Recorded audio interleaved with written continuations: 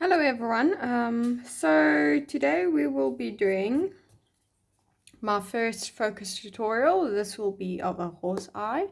So I thought, since I like the eye so much and I think it's one of the most important parts of a drawing, we will be focusing on that today. Although this will be a bit more bigger than it would be in a normal portrait, I still think the same principles will apply. And there's some nice textures around the eye and some nice highlights inside the eye with the lashes, and we've got some hair details around it. Won't be going too far around the drawing with all the hairs and everything, but we'll just do a basic. I did do some sketches of the other parts in the eye, but we'll see. But this will be the most important part, this and the surrounding areas of the lid and this inside corner here and the textures that goes around it. So yeah, that will what we be focusing on. So I will talk you through it as I go along, hopefully be showing you all the pencils I use. So I use, there's a Koh-I-Noor and then Cretacolor Graphite pencils. That's about what I use. And then I've also got the graphite powder that I will also be using along the way. But you can, if you don't have graphite powder, you can take graphite sticks and just file them down or whatever, and then you'll be able to make powder out of it. So I will be listening to some stuff on my earphones, and then when I have something to say, I will talk you through it, stop everything I'm doing, then I'll talk you through what I'm doing, how I think about things, where I start, why I do it the way I do. So yeah, let's get going. So I normally start with a portrait either with a 2H or a F pencil. I might also put in some graphite powder as a base, but that will mostly be for the surrounding areas. And then also I use these little paper stumps to blend. This one looks horrible, but this is very nice. The clean ones are nicer for the white areas, but I don't have any clean ones. So these ones that are already filled with the graphite helps blend it well as well. So yeah, that will be my tools. And then this is on a A4 Fabriano drawing paper. I always use the same. This is 160 GSM. So yeah, I will upload the reference for you all. It will be there, ready to go. I trace this. If you've seen the grid tutorial, you would know I trace everything smaller than A3 because I'm lazy, and this is the good stuff we're going to get to. So yeah, let's get into it. So like I said, I will go in with a 2H. None of my pencils are ever sharpened before I start, so please do that. And then what area do I like the most? So I'll most likely start here at the bottom. Just give me a sec.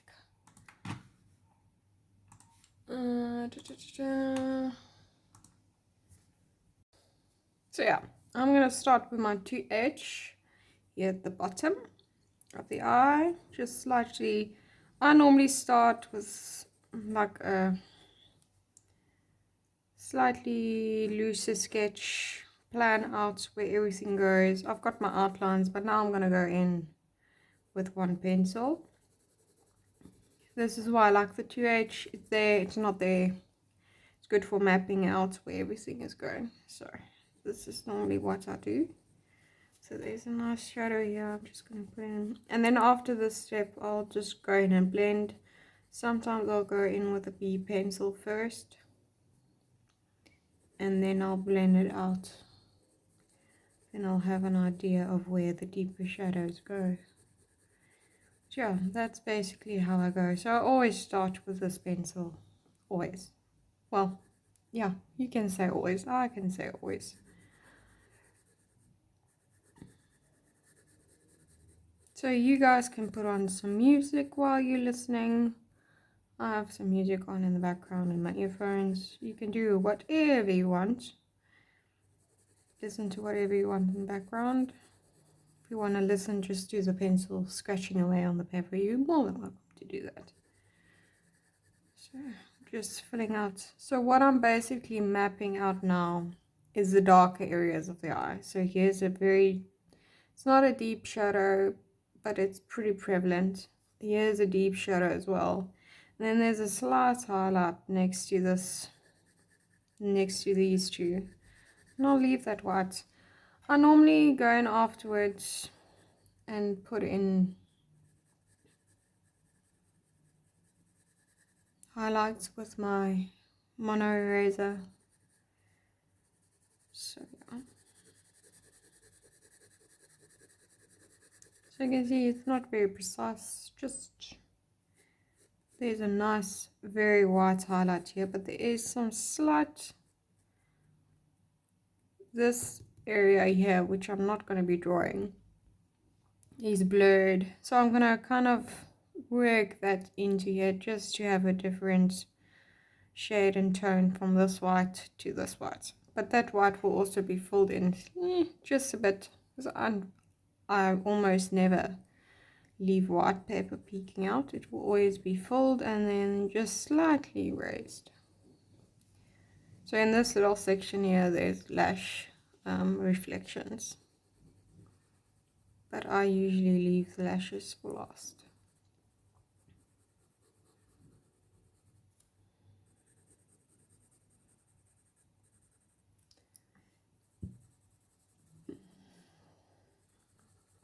So what's nice about this eye, if you can see for the pupil, you know it's the pupil, but it's got nice shading inside of to show the reflection of whatever is standing the person probably photographing it. So that's also very nice.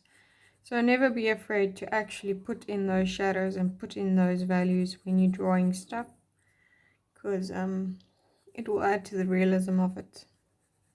And the forms, it might look a bit strange in the beginning, all the forms you're putting in, but they do add to it in the end.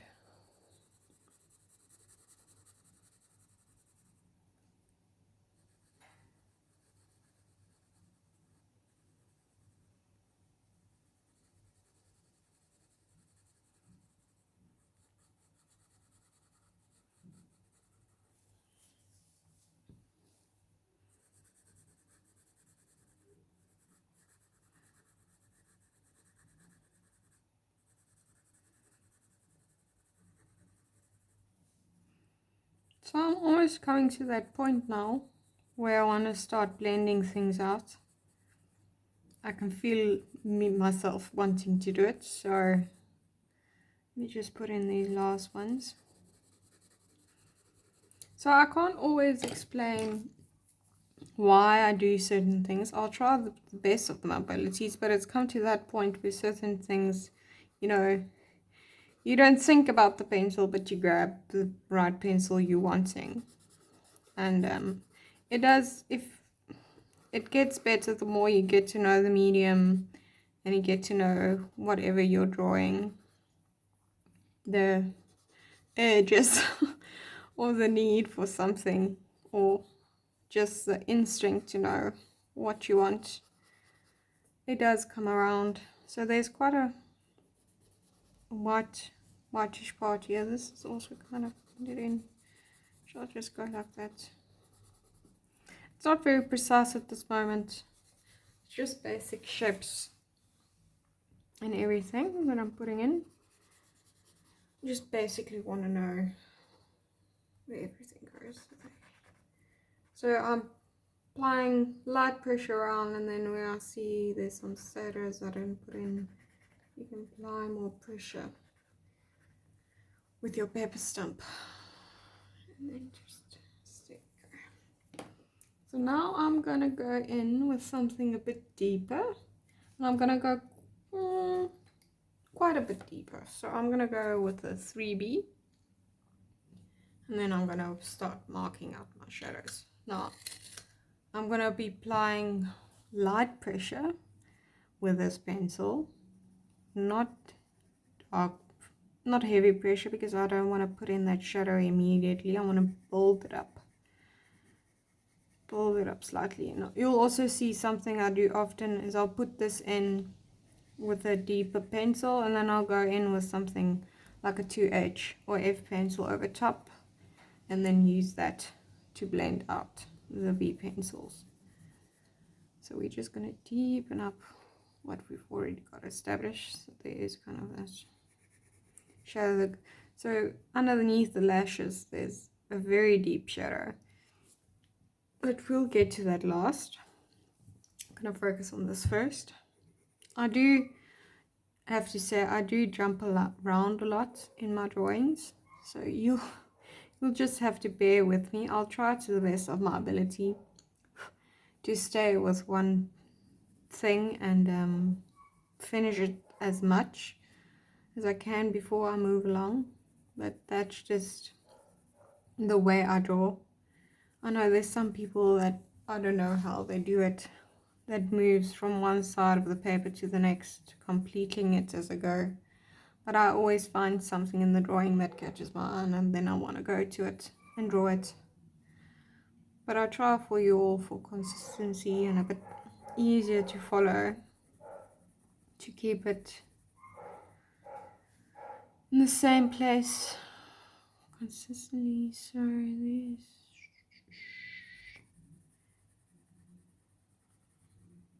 So there's two people standing in this reflection.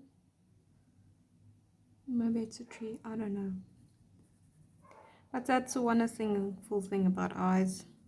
You can always see what they're looking at. And I always try to put it in because it adds to the drawing, adds an extra little dimension.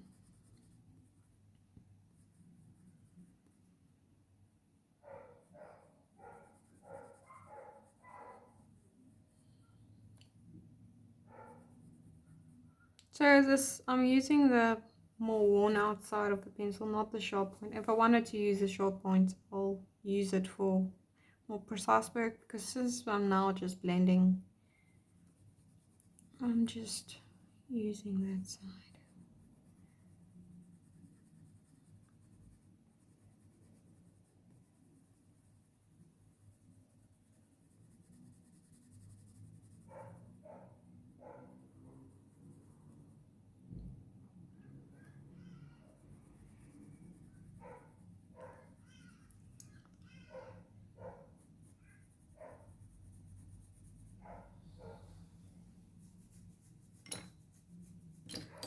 So I'm gonna go back in with my 2H, this one,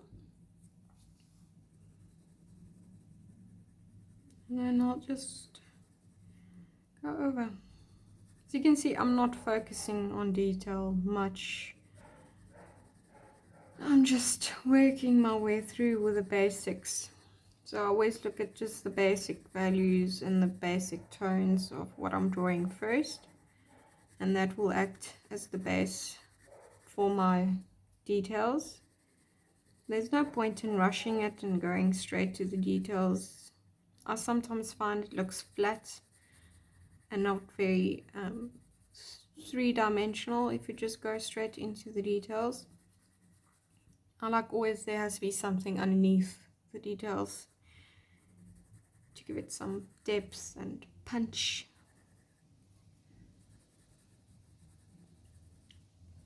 Also very nice weather we are having currently for drawing. We're starting to go into autumn. Oh, I love winter and autumn. It's my favorite time of the year. I know there's some people that does not like winter, although here in South Africa we don't have the very snowy, dark winters that some of the northern countries have. So ours is usually just wet and rainy, but sometimes the most beautiful days. And that's why I loved it. We've got very hot summers, so a break from the heat is always nice.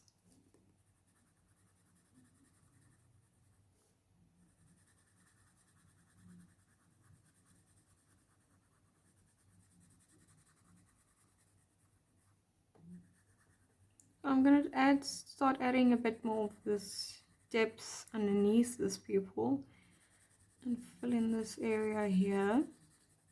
There's a nice highlighty area down here at the bottom, so I'm just going to build up the side. There we go.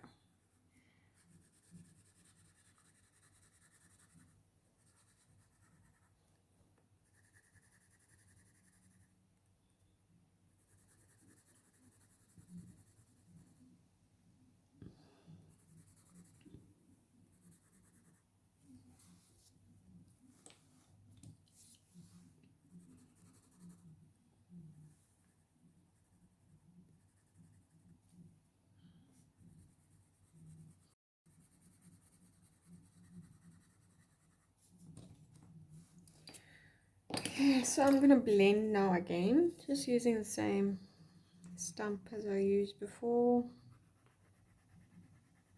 Move the graphite around.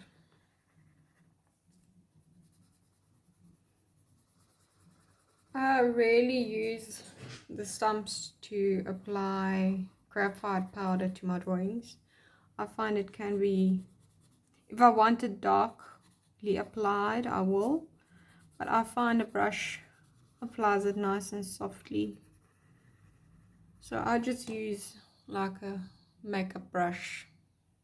You can use any brush you want, as long as it's soft and can pick up the powder and move it around nicely. You can literally use anything you want. I mean, art has tools, but we've all seen people create art out of strange things.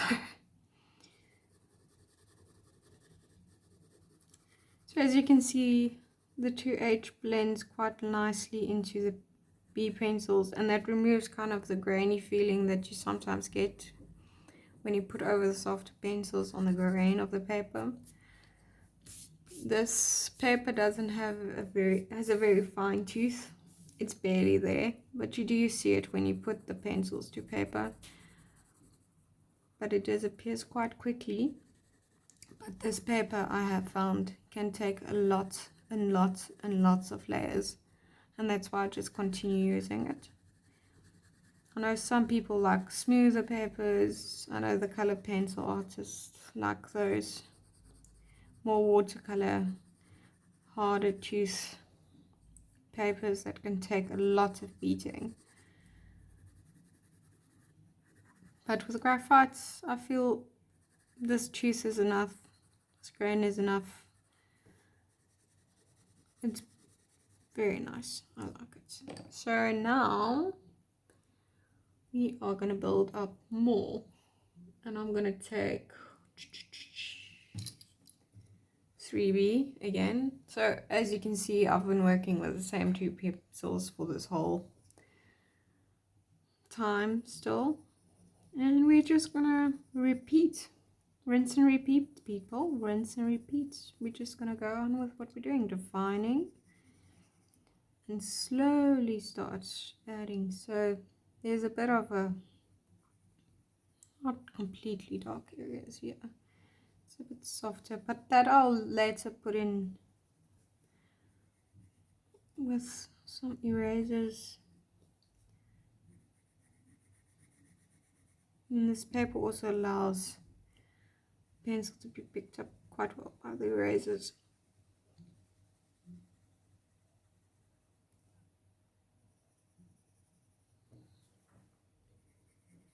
Now, I'm not afraid of putting in very dark shadows.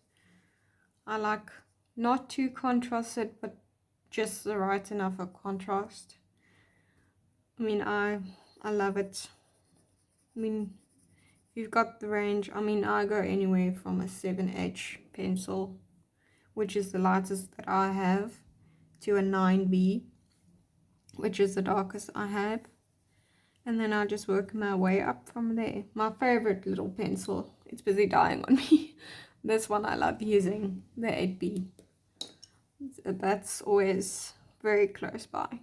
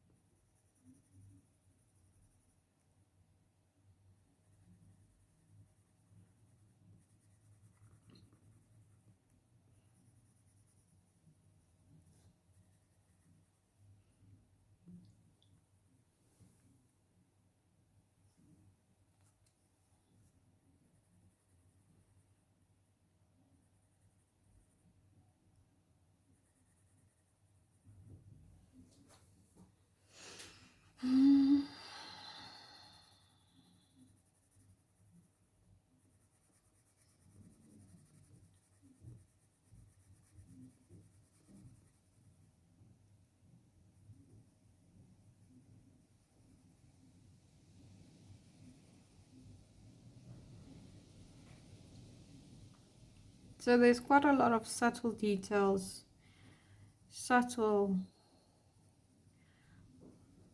little shadows that's quite nicely blended into each other in this eye. And I'm just slightly starting to hint at them, just ever so slightly, with the 3B.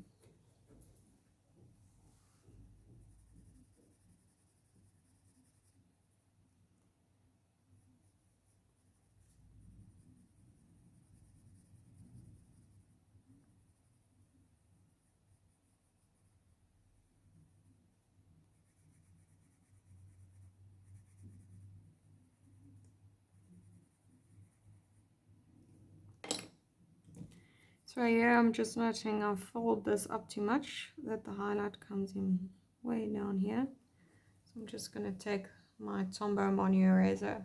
If you ever do get your hands on this little thingy, by all means, highly recommend, highly recommend. So I'm just going to, since I do have it in my hands, I'm just going to use it while I can for just a few little erasing bits. Not much to erase. So I'm just noticing here.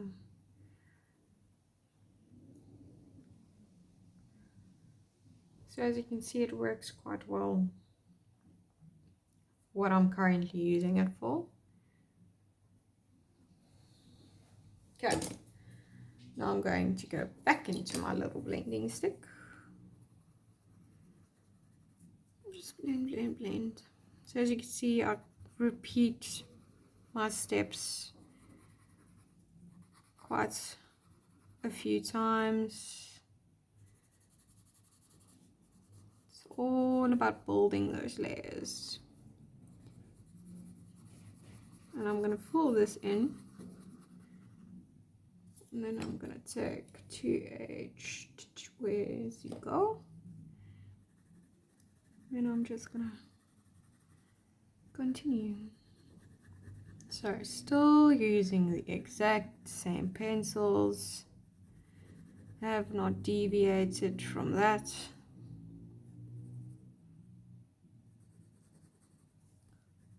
I mean, you don't need a lot. If you've got your core range, you can create actually a lot of stuff with it. But I just like having a variety.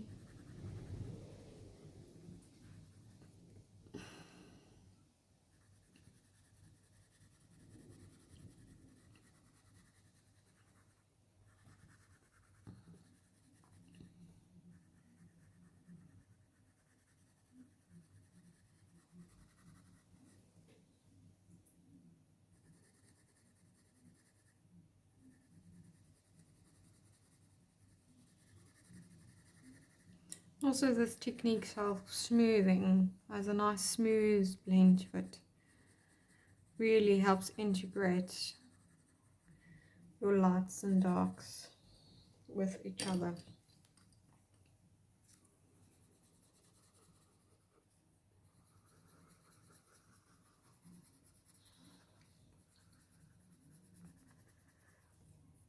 Okay. Now I'm going to take my little mono eraser again.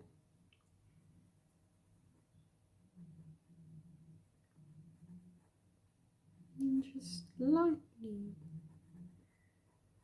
start taking away pencils. Yeah, I'm going to just quickly go back with my 3B, define this little shadow in here.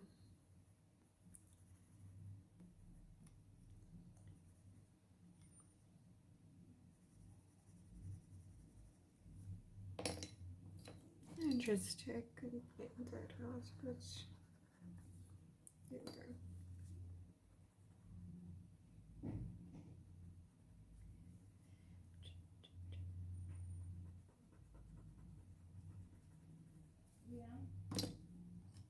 To your edge.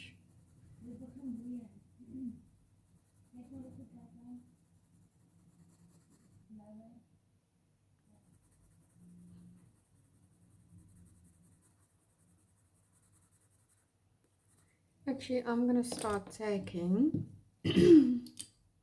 a B pencil. Since the 2H is now reaching its limits at the top here. Once you start noticing you don't see a difference in tone, go up a range, grab a darker pencil.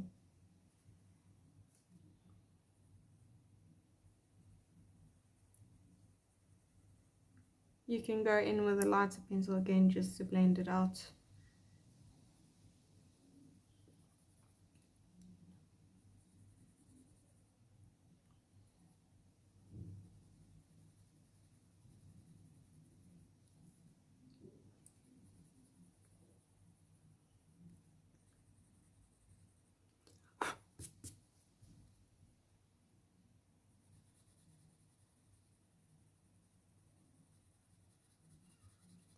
And I'm just going to continue defining my shadows as I go along. This time paying a bit more attention to form and shape.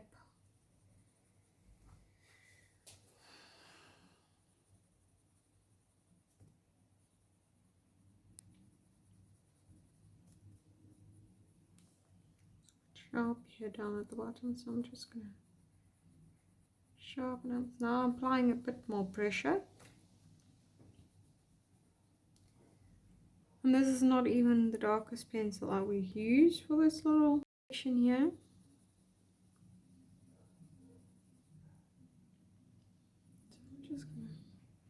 So I'm just moving into this little shadow there, just because I can. I sometimes notice little shadows. I like shadows. I enjoy drawing the deeper, the darker stuff. I find it challenging to work in the lighter tones. I don't mind it when it goes from the light to the dark or the dark to the light, but that's why I try to stay away from grey horses, because there's not a lot of contrast to work off of. And my eyes like seeing contrast. So I'm just going to define more shadow up here.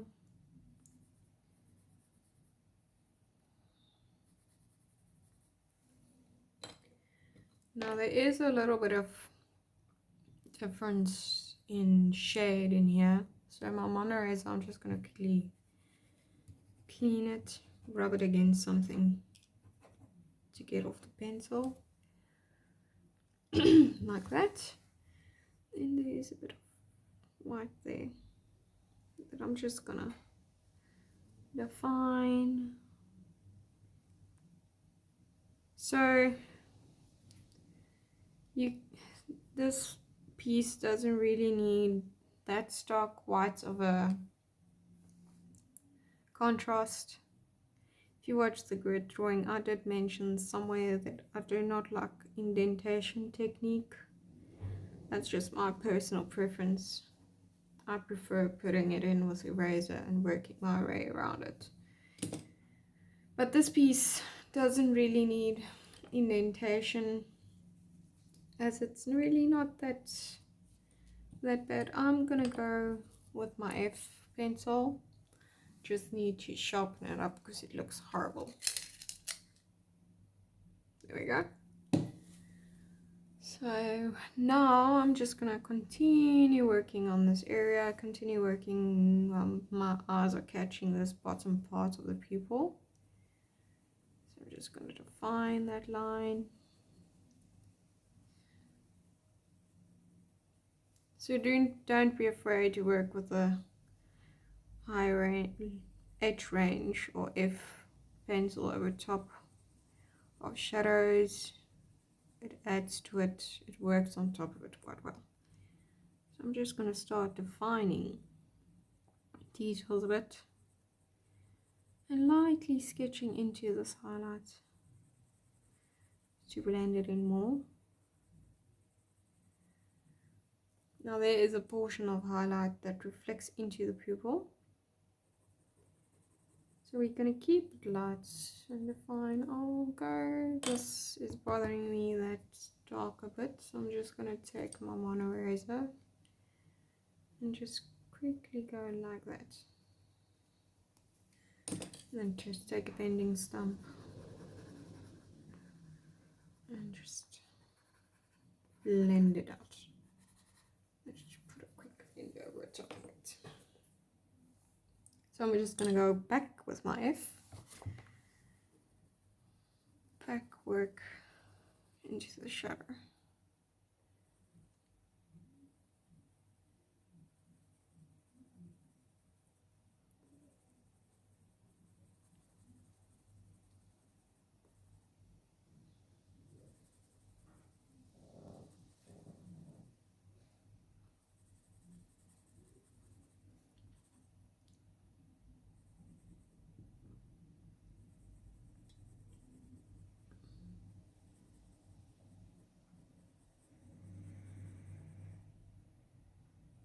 So this is quite a defined highlight over here.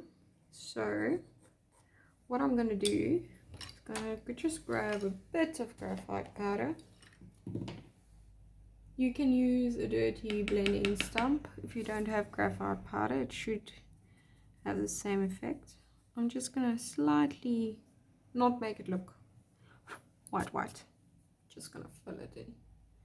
And also what I sometimes do, so I'll go over my bits that I've already drawn and blend over it with the graphite powder. I do that a lot with fur details. Well, I'll just go in like this and just blend over top, and I'll do that quite a few times.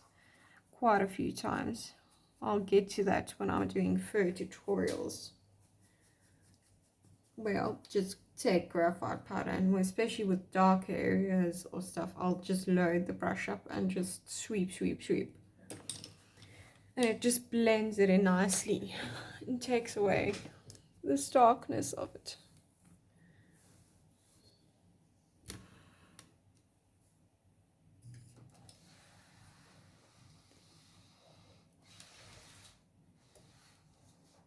Now the problem with graphite, so I'm going to leave this in so you can see the absolute hardness that is the shadow. So I'm just going to lift this up a bit for you all. You can see a bit better because the shadows are horrid. I mean, I work full time during the day, so the only time I can catch some good natural lighting is if I'm working over the weekends. Is if I'm drawing over the weekends. Sorry about that. Brain goes a bit wonky. Okay, that looks a bit better.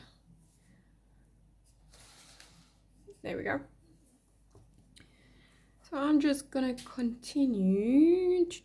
I'm now gonna just define this top bit. And you can see the F is actually quite dark. So there's one straight little lash. So this is what I mean. My eye now caught this area, so you have to excuse that. I'm just gonna put it in to define. And I'll leave some areas just plain white.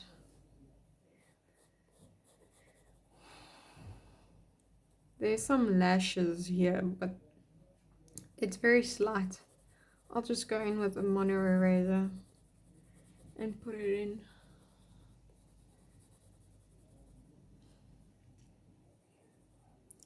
So what I'm going to do is I'm just going to, because I'm on this side,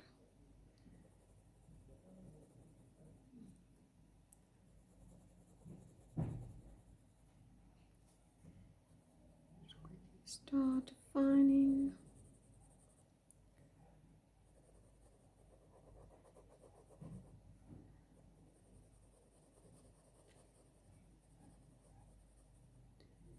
Just going in with the lashes ever so slightly. This is not anywhere near the last version of it.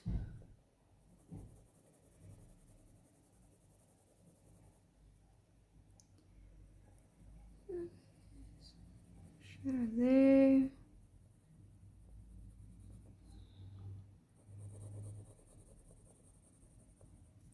So the reason also why I jump around a bit is because I start seeing things when I go back to the area I worked on, seeing things that I did not notice before. And I would highly recommend that. To just gives your eye a chance to focus on something else, and then you'll start noticing details that your eye didn't catch before.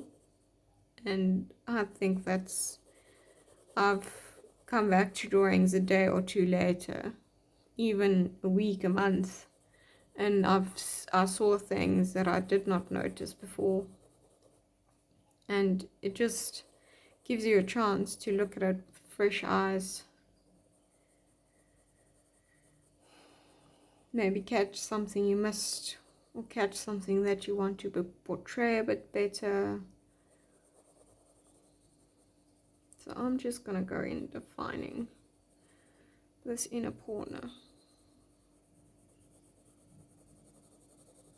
And I also sometimes start with the F pencil because it's also a nice, it's not that firm that it will cause marks or indentations in the paper, because I sometimes find that with the, like from 4H up, sometimes even with the 2H, if it's too sharp, that it will leave marks on the paper. But you can, it takes a bit of finagling, but you do get it in the end to fill up when you go over it with other pencils. So I'm just going to go like that.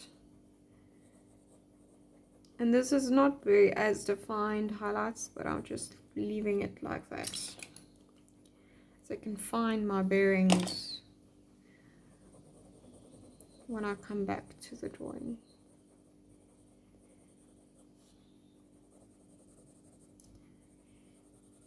And I'll also map out some dark areas, light areas, ever so slightly.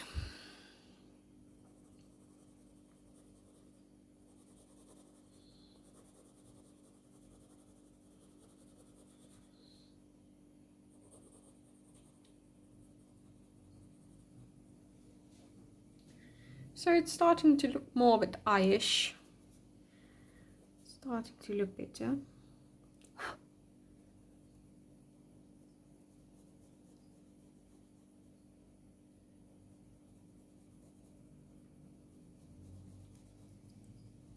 So if you're not pleased with something, you're more than welcome to erase it.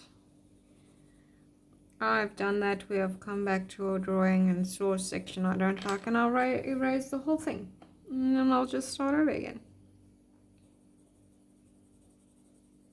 Some drawings just come more easier than others. Others you kind of struggle your way through. That I don't like. Those are normally the ones I just scrap and start over, and then it's much better.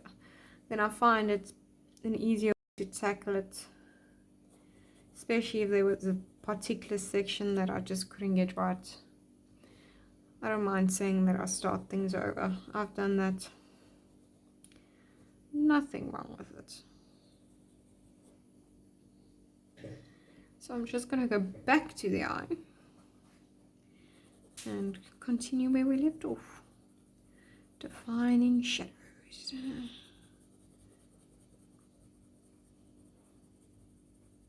I'm going to kind of draw into those highlights.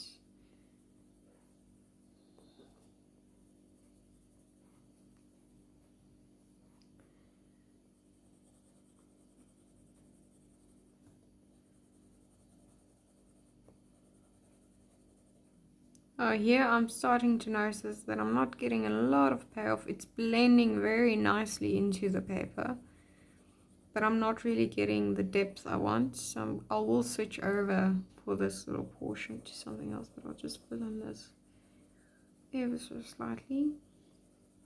This is a bit too bright for my liking. There we go. Then I'll move over here. Yeah, I'm getting a bit more out of it.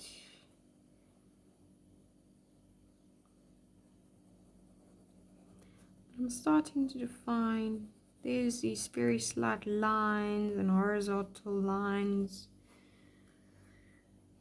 Just putting that in.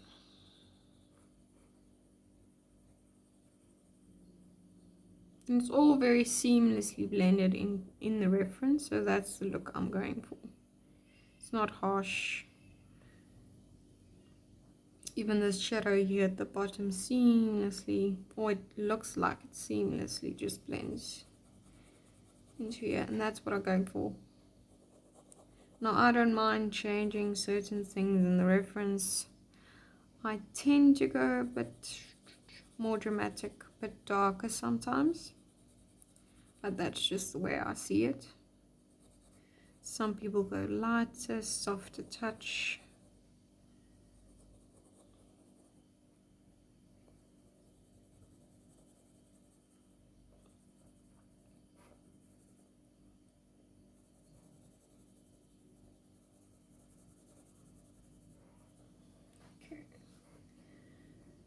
Yeah, I'm quite happy with how it's going so far.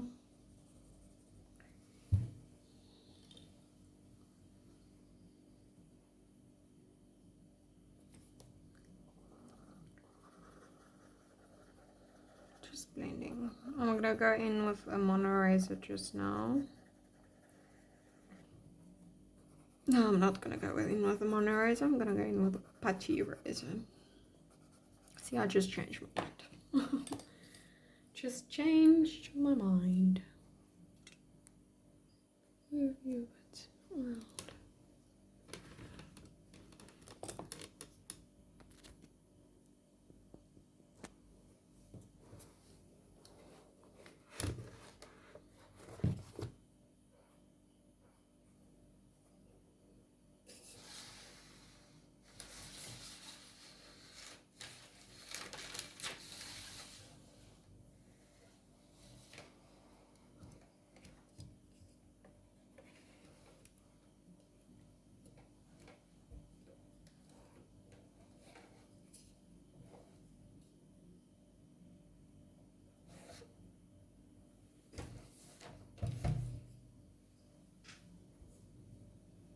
So if I move a bit like that, shadows.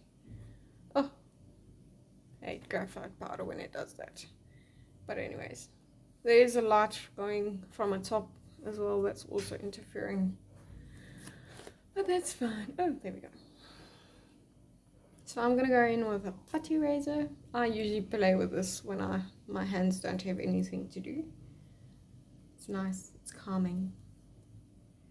So this pupil, I'm just gonna go like this, because there is kind of a highlight that goes from the one side, starts over here and then moves into this section over here. So I'm not afraid in erasing things like that, because I can easily work whatever I had in there, put it back. I like the Putty Eraser for doing things like that, and you can mold it into shapes and take things out and put it back in. And it can be very precise, or it can be very loose. Depends, and it can also take away a pencil beautifully.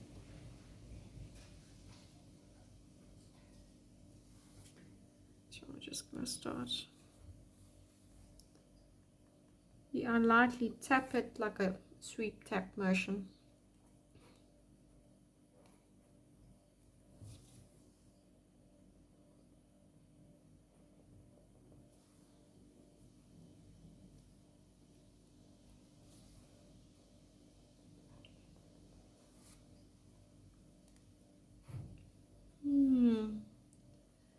Just to go in more.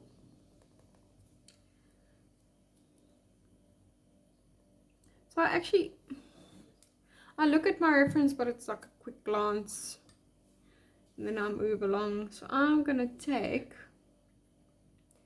ooh, I feel like going dark. I'm gonna take my little 8B pencil. This little shorty. I'm gonna have to put it into a pencil extender soon. So I like this one. It's my favorite. If you can have favorite pencils, this is my favorite.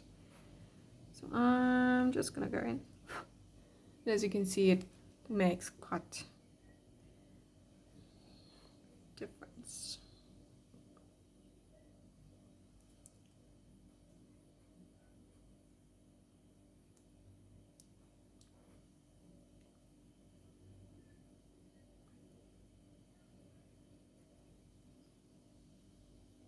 So there is quite a defined outline here between the highlights and the darker parts, so I'm going to put it in.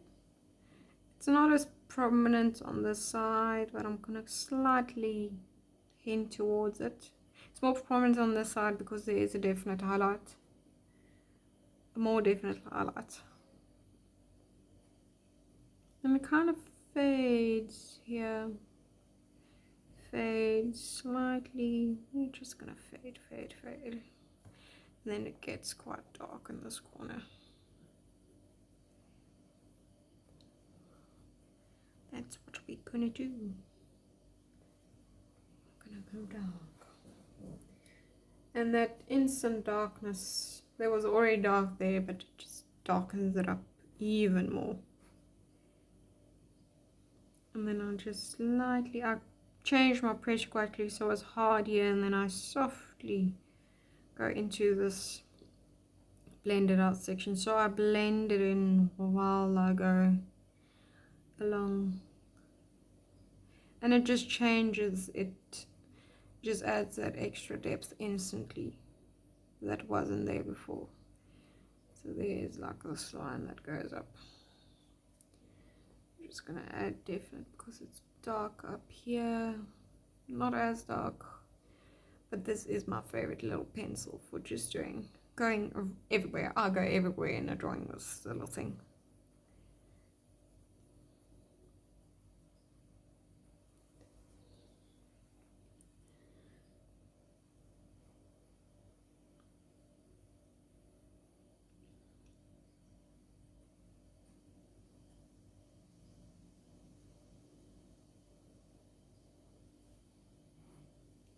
So I'm gonna start. This pupil's a bit too short for my liking. Start putting in stuff.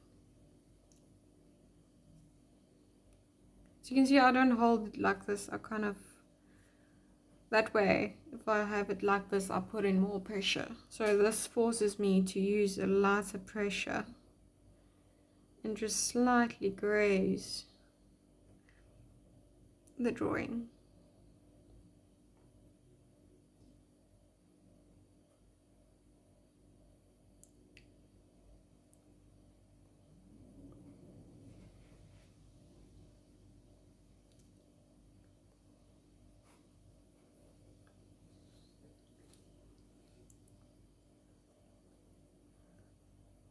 And I think sometimes beginners can be a bit scared of the darker pencils, or they sometimes go too dark too quickly and they're like, oh shit, can't do that. It's all about layering, because the darks and the really darks and the really lights are your friends, because that's just how it is in real life. When light catches on something, bounces back, doesn't find something else, and there's a nice shadow. It's what helps push things in farther and push it forward more. Really creates that 3D effect, that realistic effect that portrait artists go for. So this is just my 2H again. If I don't mention something, it would probably be a 2H pencil.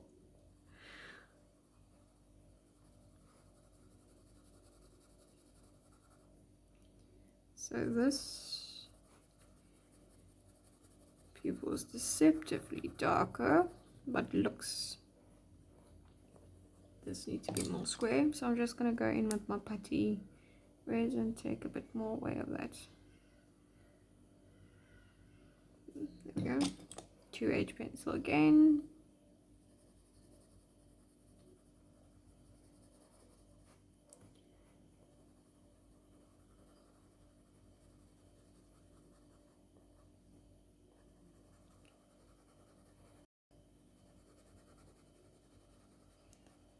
So I'm just continuing to define the dark areas, because the light is very easy to remove, because you need to work in putting on in your shadows the contours, the values.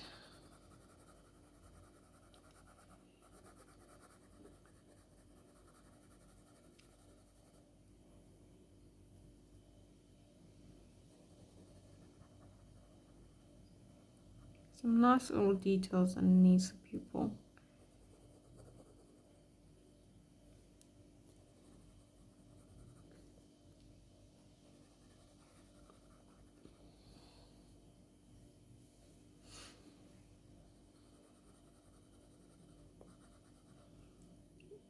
Slide. Bring this in.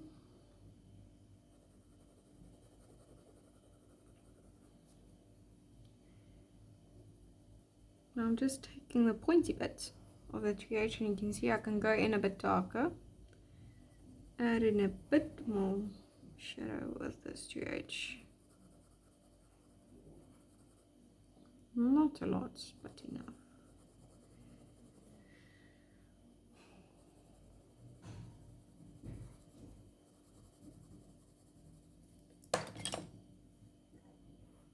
Now I'm just going to take more graphite powder. I do this systematically in between layers every now and again, and then I always go in with the eraser after that and just define, take away.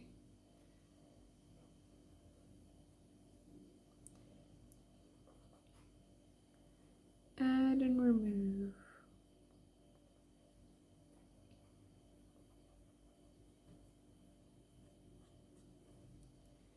Just, it's a lot of repeating of steps,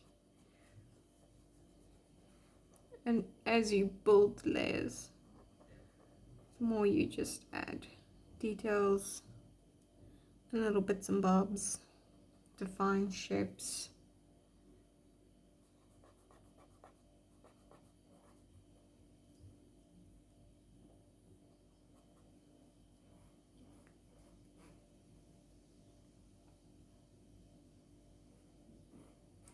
And I don't mind making a highlight, sometimes a bit more highlighted than it would be in the reference.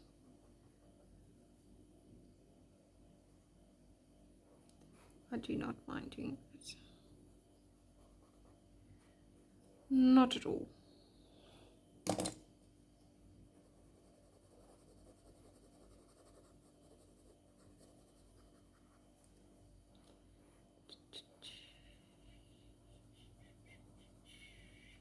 I want to blend this shadow a bit more, so I'm just going to take my HB.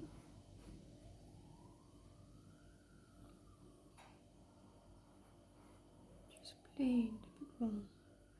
And just lightly holding it on its side.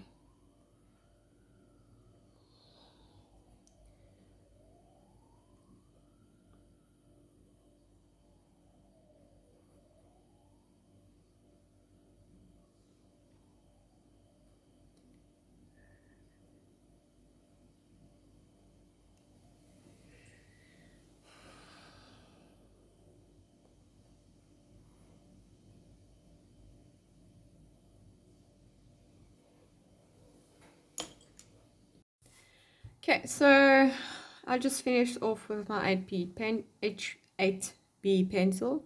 So I want to kind of put in some outside stuff to help with the coloring of the inside of this, to help with the contrast and the values on the inside of the eye. So I'm going to be working a bit more around the eye itself today. Yeah, so that's what we're going to be doing. So I'm going to start at the top here with the lashes.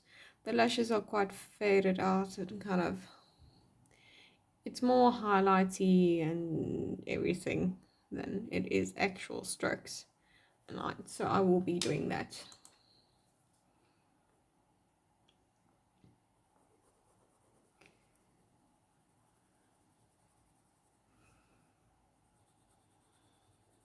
So I'm just taking my F pencil and I'm just going to do the same as I did in the beginning of the eye. I'm just going to map out everything here.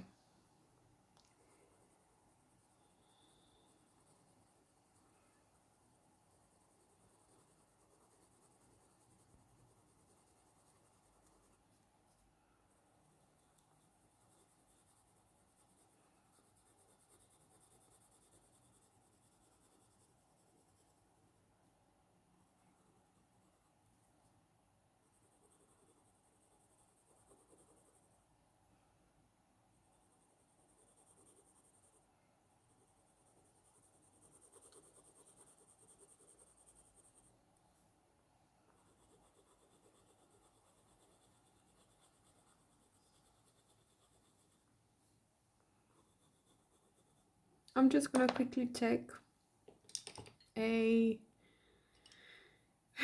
B pencil, just quickly darken this up a bit more.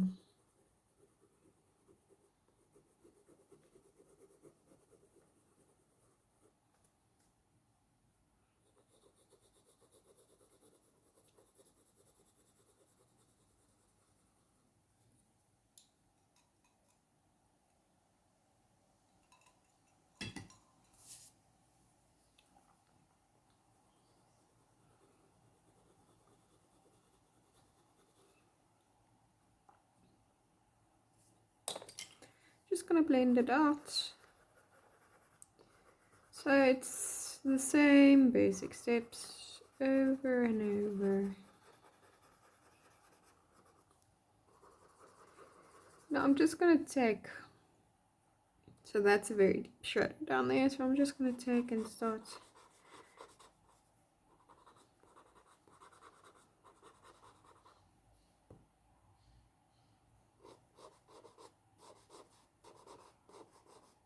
so this is just mapping out, putting in some basic stuff,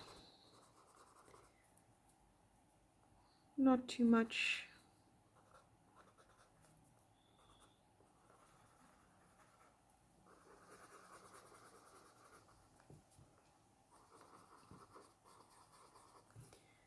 So like I said, I normally go in with graphite powder for the surrounding area, so I'm going to quickly do that.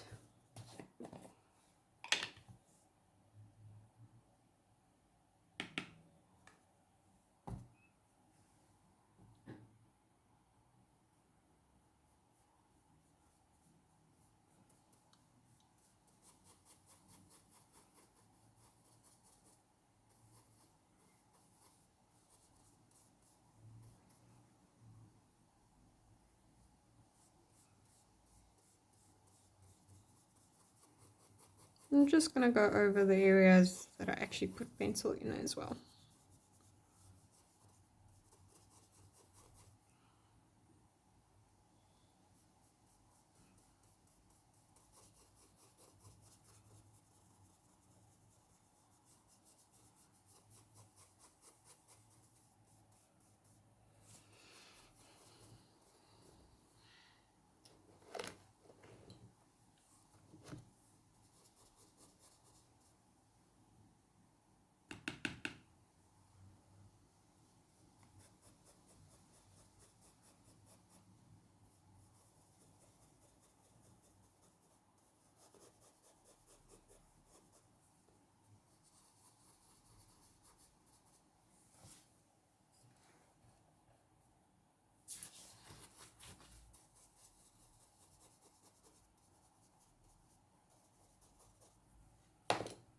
So I'm going to take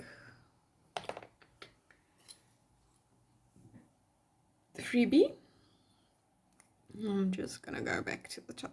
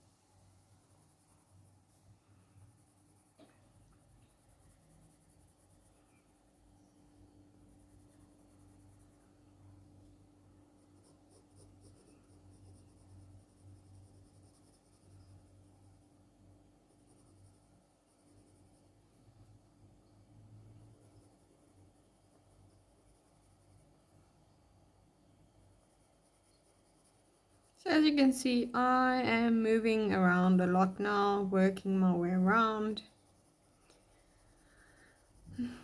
So I'm gonna work kind of in the same time frame with this whole outside, this close outside area.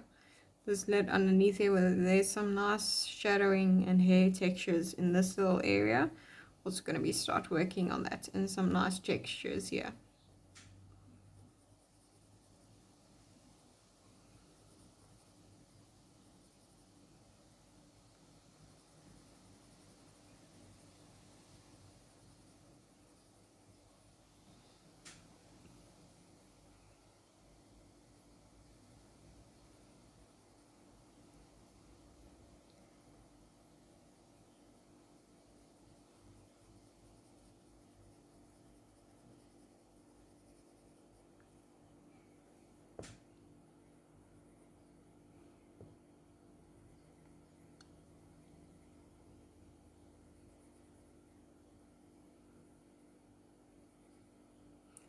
So I'm just using light pressure continuously. It's not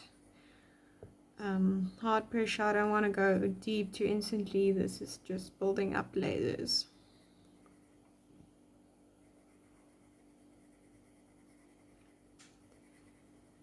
So actually, this is another day than what I filmed.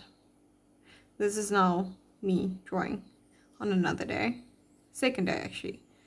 So we'll be doing that. I will only have a few hours though. Well, I won't be drawing the full few hours. Our electricity is going off in 2-3 hours here. South Africans have load shedding. And the worst part is it's been raining all day here in the Cape and the surrounding areas. So it's not going to be able to chill and watch a series or movies. I'll just have to do that on my phone, which is not very nice. But yeah, that's a normal thing we South Africans live with. We joke about it now. Luckily, if you're surrounded by more than one person and family, usually if it goes off around dinner time, we usually just braai. That's barbecue for everyone that doesn't know the Afrikaans word. So meat on a fire. We're very good at that. So that's usually our go-to dinners. Or you rush if you can't do that to get everything done. Hopefully you've got some leftovers and a working microwave by the time before it goes off. So yeah, that is what is happening tonight. But anyways, my concentration is not that good to be drawing for very long periods of time. It's just not how I work. So, but I do, over weekends I can draw a whole day, but that's with breaks in between. Do something else, maybe do some yoga, go take a quick nap, you know. Just because when I come back, I would always look at it, the drawing with a fresh eye. see new things, everything. So I'm still using the 3B pencil, doing all the basic things. So what I am looking at is just putting in darker areas, not the darkest and not mid-tones. People call it mid-tones. Yeah, that's what I'm doing. Because you usually, I know if people work with paint or color, they'll usually put in mid-tones first and then work their way from that to the deepest and the darkest, because you don't want to put your lightest highlight in first and your deepest shadow, because I know that can sometimes throw off everything. And yeah, but it's just from me watching some very awesome painters on YouTube, like Andrew Tischler. I hope I'm saying his surname right. Yeah, so I do have I don't actually watch a lot of, I like time lapses, but like short time lapses. Just gonna take a brush and just work over it. I don't watch a lot of tutorials. I am a visual learner, but I prefer with my art, since I've been self-taught most of my life. I am actually just self-taught. I maybe had a month or two of art classes, did not enjoy it, learned some stuff but didn't enjoy it. So I like experimenting with myself. I like watching videos, like I'll scroll through Instagram and watch what people do, and I'll maybe like the technique or the way they're doing something, and I'm like, oh, that seems fun, I want to try that. But there's not many graphite pencil artists that I follow. It's mostly colored pencils, paintings, be it watercolor or oils, acrylic, squash. And then I do follow quite a few digital artists. It's a completely different style to mine, but I like the spectrum of work from super realistic to more illustrative and abstract, because I think as artists we need to broaden our mind sometimes and get out of the box. I mean, that's the whole point of the whole field. So I'm just gonna go back in with going with something a bit darker. Which one? I'm gonna go in with, saw 5B here somewhere. So I'm just gonna take my 5B, sharpen it up a bit.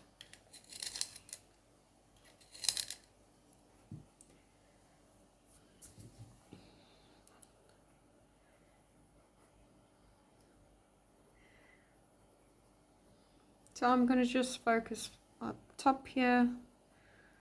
I'm gonna go in with a bit more pressure. I did sharpen it, so I want to be more precise.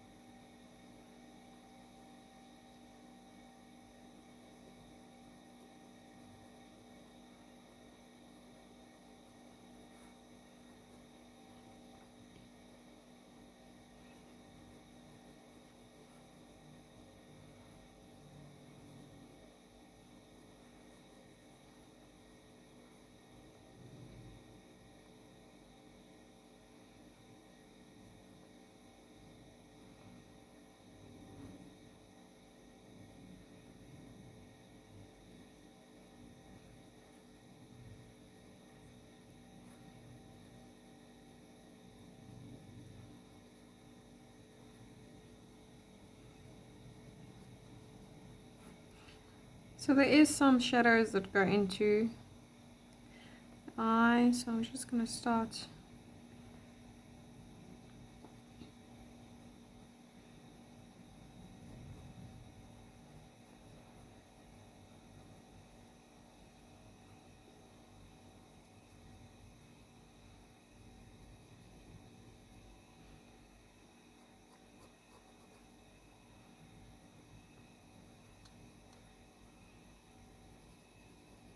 So I'm gonna go in later with a Tombow Putty Eraser and just refine it.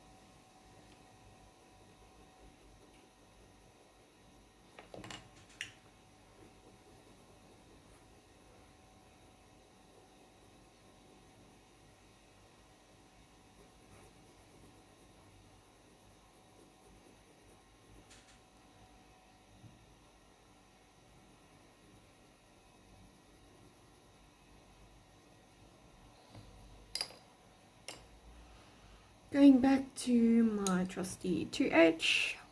There we go.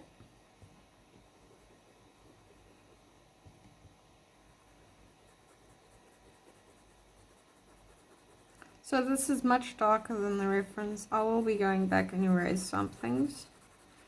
But I'm just for blending purposes.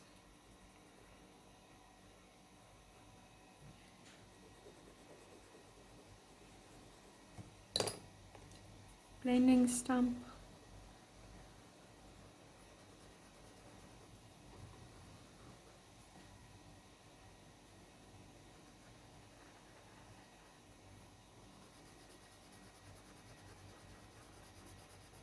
So this is a very big highlight, but I'm filling it just because I will, because the surround, I need to put in surrounding areas.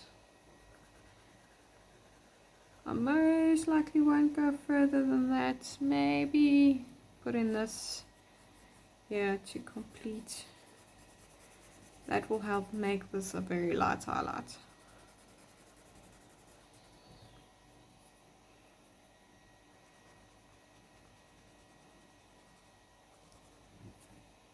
So I'm going to now take my blending stump into my graphite powder. I sometimes do that as well for fur texture, but I'm just want to maybe put in darkest blends here. I usually do that for fur texture later on when there's already pencil marks in.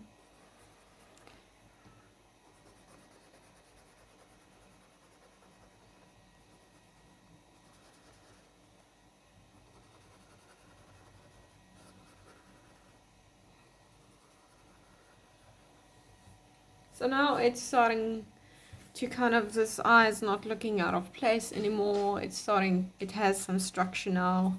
And that's why I jump around. Like I said, it just helps with the drawing process. So I'm gonna go down here.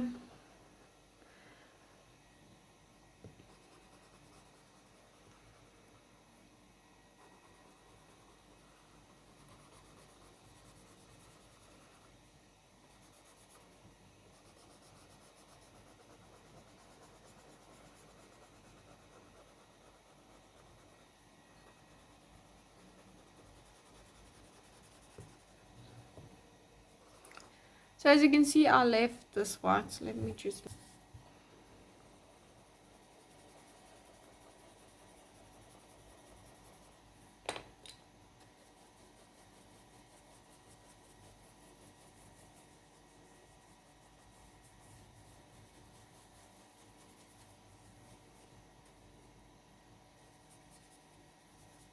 Okay, so I'm going to now take my 2H again. I'm gonna work down here a bit now. So now I'm gonna maybe focus a bit more on detail.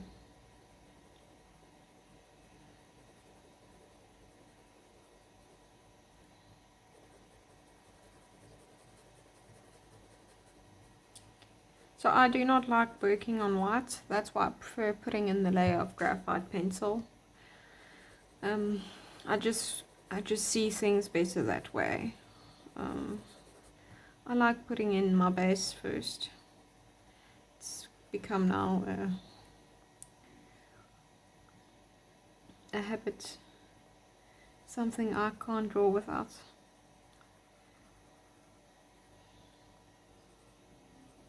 So I'm not going to leave this stark white because I'm going to kind of pretend there's something there. Maybe put in some details.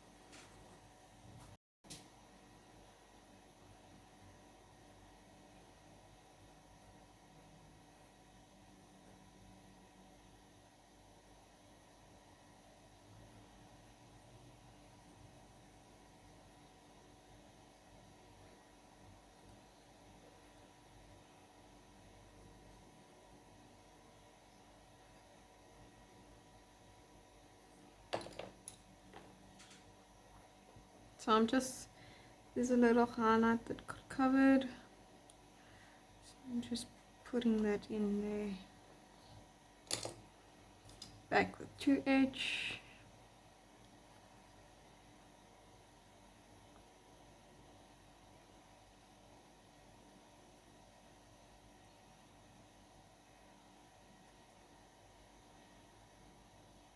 Wait, I made a poo-poo. Erase it again. I'm gonna erase it again.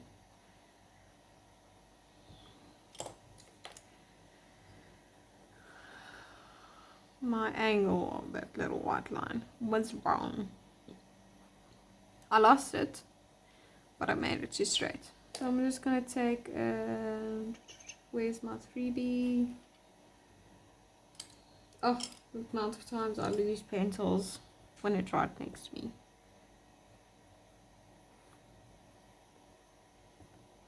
So now I'm just gonna continue with my 3B since I've got it in hand.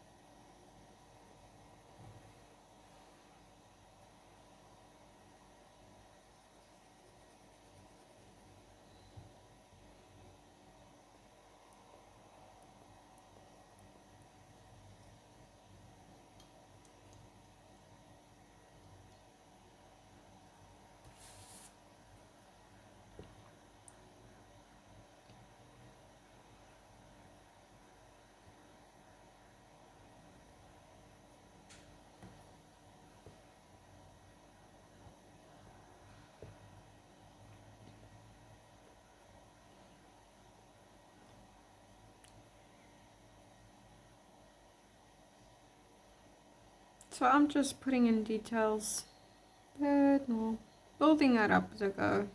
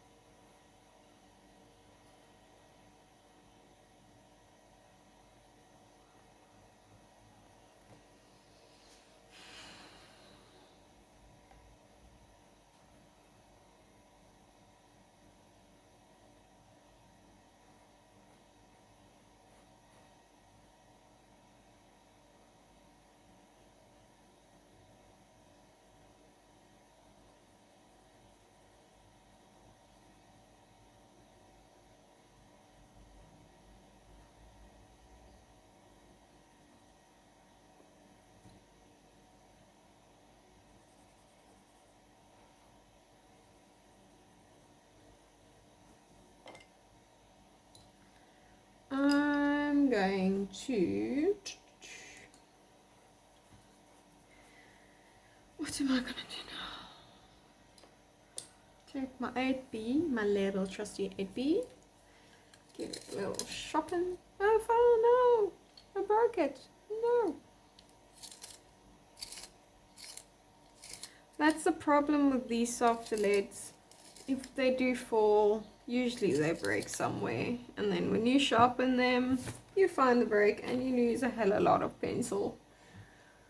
Just trying to get some stability. So I'm going to take it anyway. Maybe I should put it into a little extender. Let's do that. So it's just one of these things.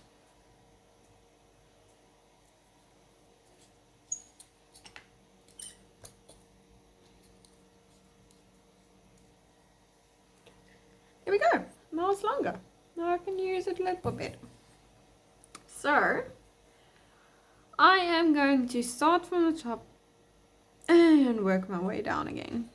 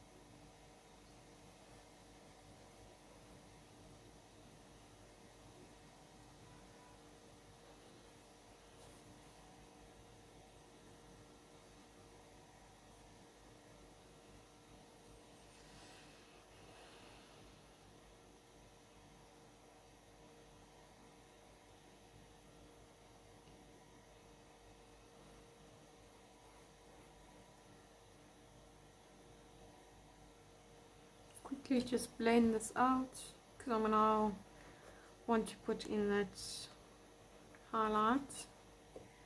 So I'm gonna take my Putty Eraser and just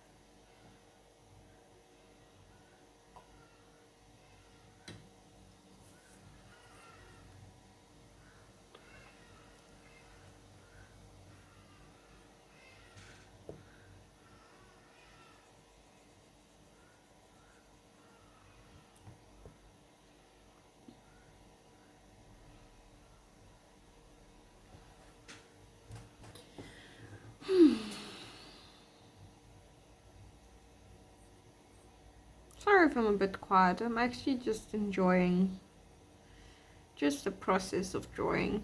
Hope you are too. Because I want to find peace and relaxation while I'm drawing.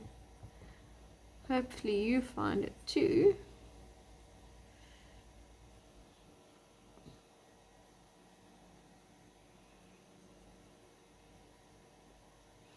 So what I'm basically doing is just going around accentuating shadows. Yeah, I'm going in with a bit more hairy strokes, but not hinting at it, but not really going for it.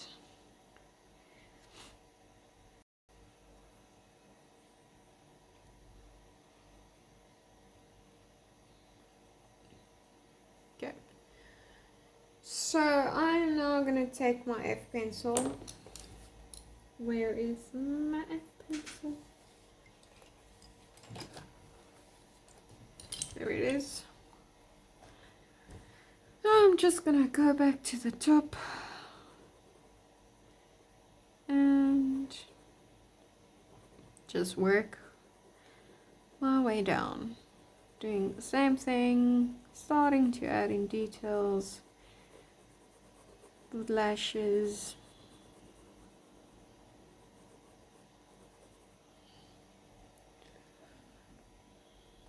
Starting to accentuate details on the lid.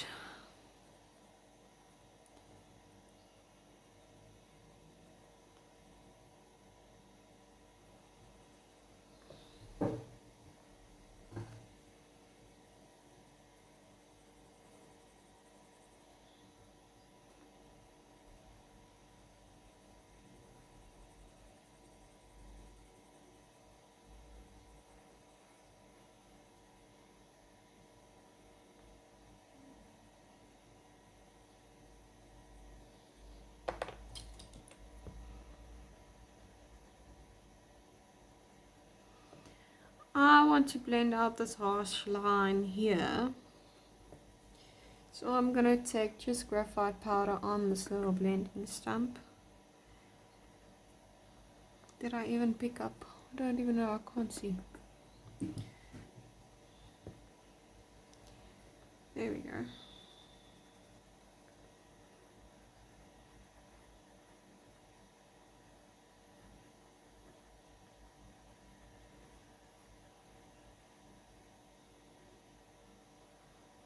So I can see the harsh line is not going away like I wanted to, and I lost my putty eraser.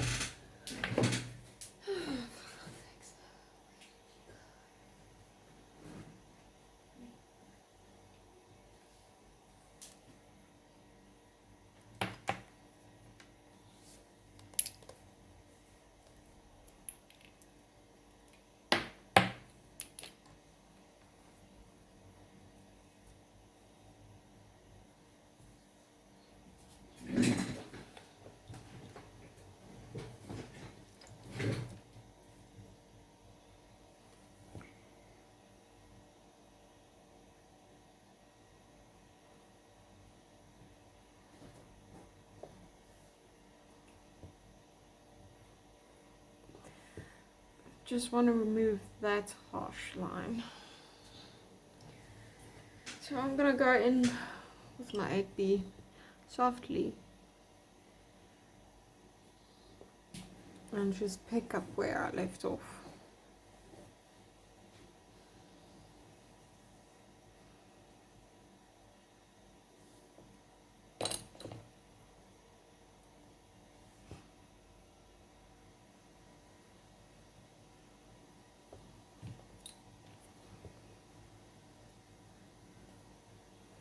There we go. That looks a bit better. It is a very definite line, but there's a soft haze, a soft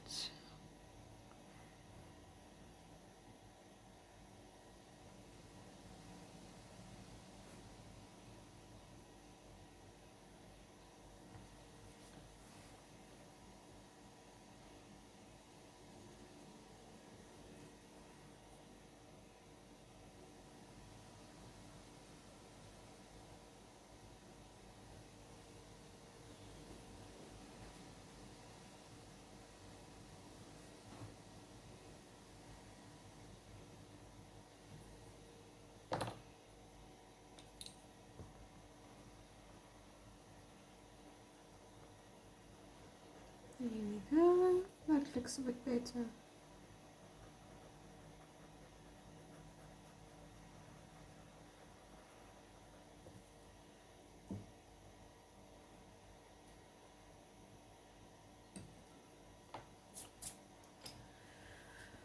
I'm gonna take an HB. No. I'm gonna take my Tombow mono eraser first.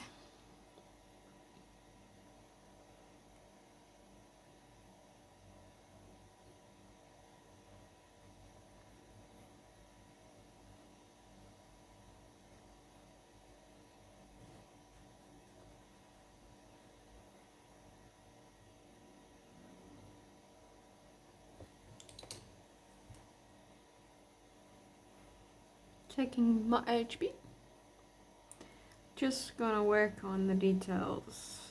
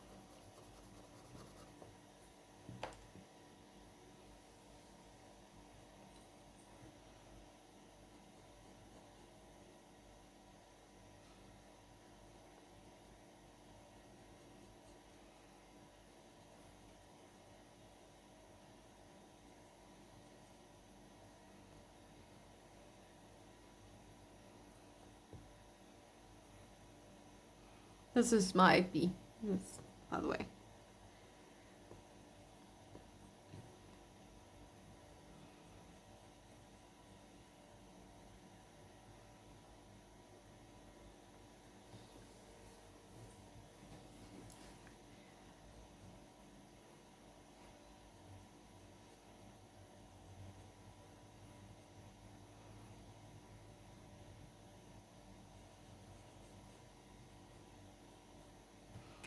So the lashes are a bit lighter in the reference, but since I'm not going to put the background behind the lashes in, I'm going to kind of change the dynamics slightly, a bit.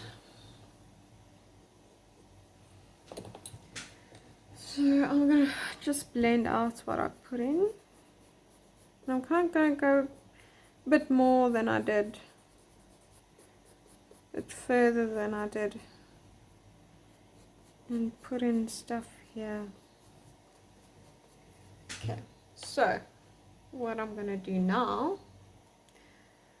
is I'm going to take just the very edge. I'm not going to go in with mono eraser just yet. I'm just going to, the edges where I went a bit too far, just go like that. I'm going to take what is this? 4H. 4H.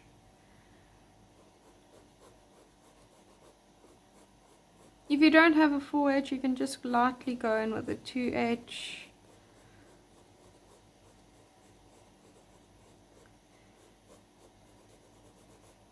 So I'm doing long strokes, and then in between I'm doing these blendy strokes.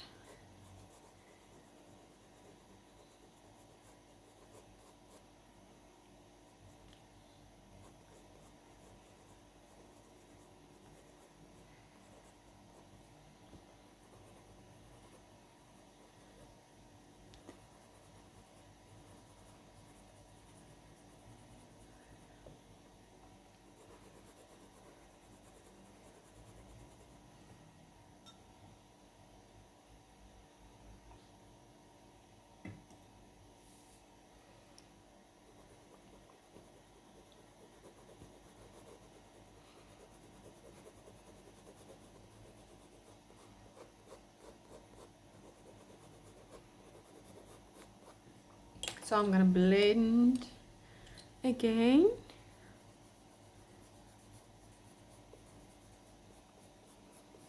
Now I'm going to take my mono eraser.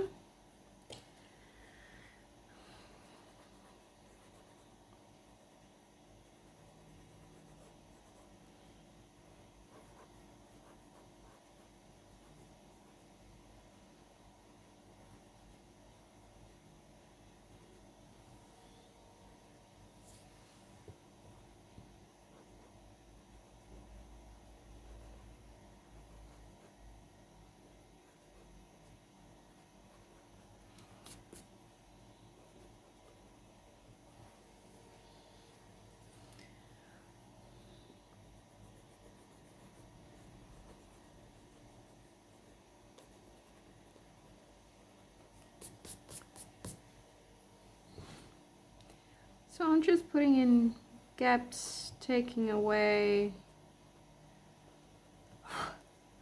It's going to be illusion of lashes. I'm just going to work in some here as well.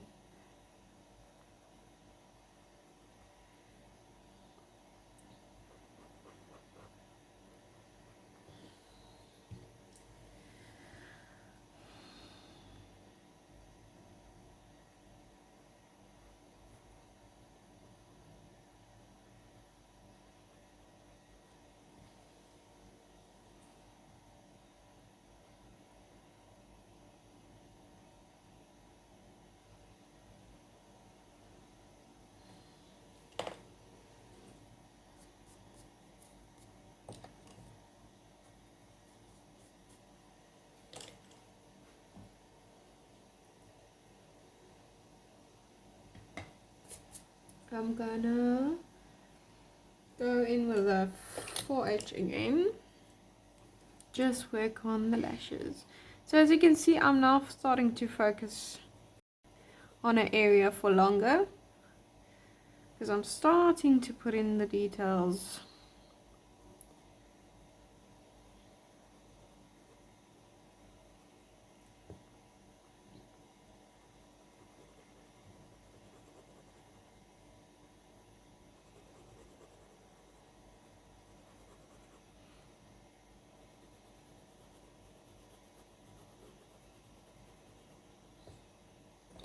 I'm going to take an 8B and just define these shadows.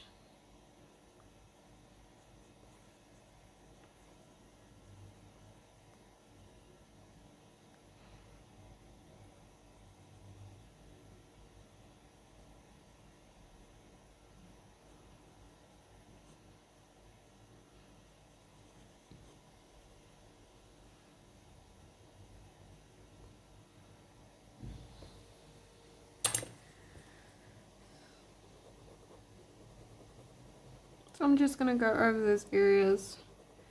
The 4B, 4H, and just define.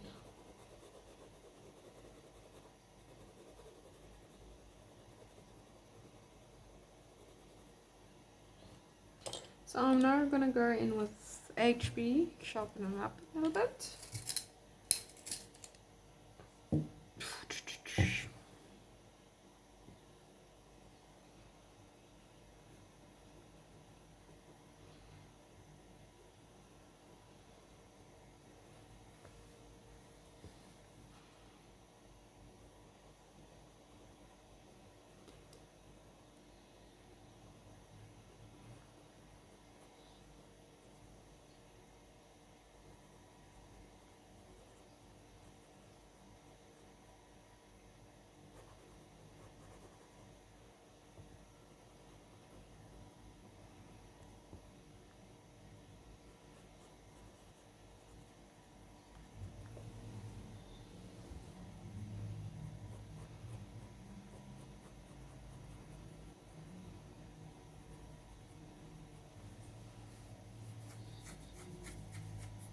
So I'm just going to take my blending stump and just blend the top there. And just take my mono eraser and add a highlight there. And slightly there as well in between these lashes, but just slightly.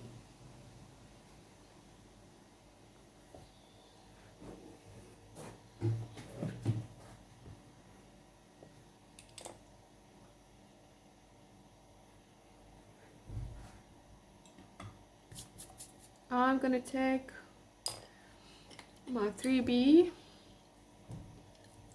When I start working on the details, I jump around with pencils a lot. I'm just going to build up it all.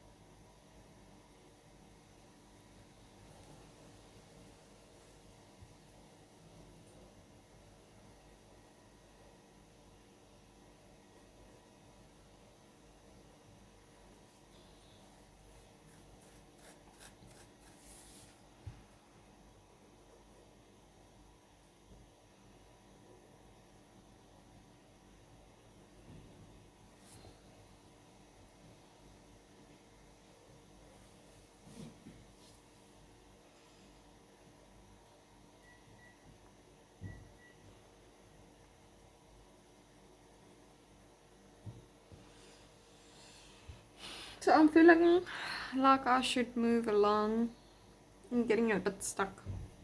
So I'm just gonna move at the top here.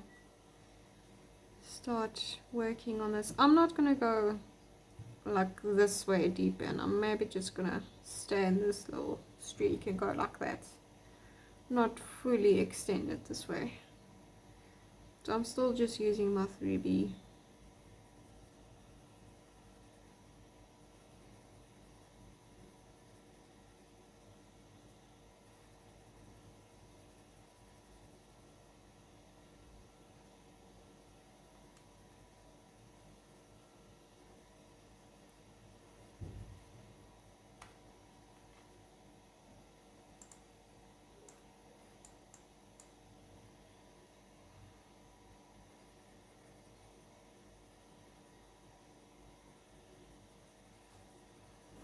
So I'm working, I can't say for details, but it's what I'm looking at with the values of the base of the fur.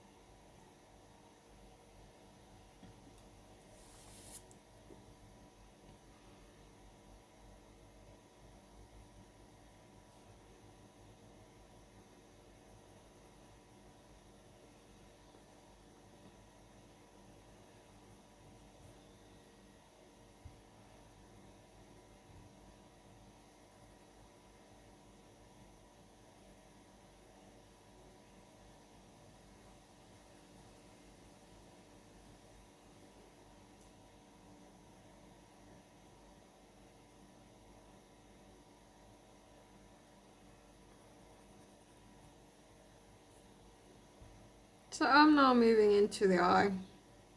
It's just I move around the drawing and then I kind of drift into an area.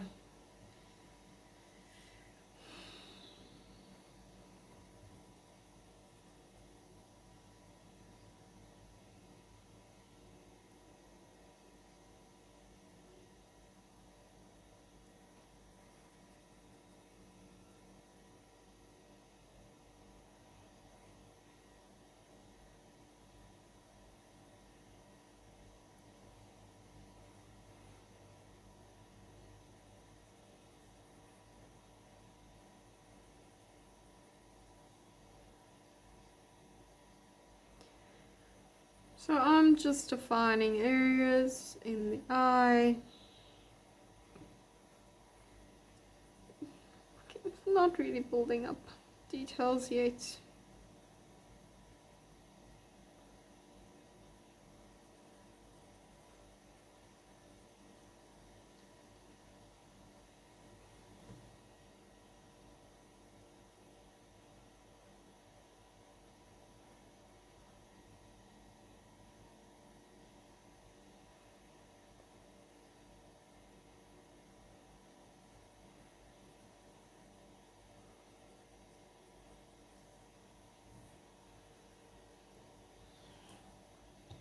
So my eyes are seeing something down here. So I'm just gonna go down here. I think it's this white that's catching my eye that I want to fill. So I'm gonna go in with my 2H and kind of fill that in.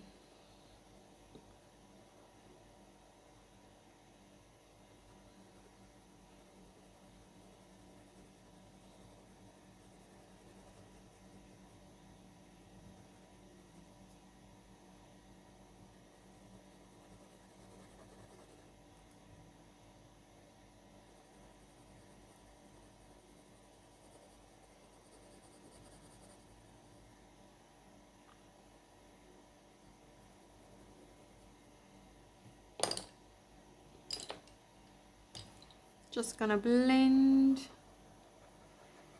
this area just to get rid of this white. I think that's what's bothering me at the moment. You can see I really don't like leaving paper white.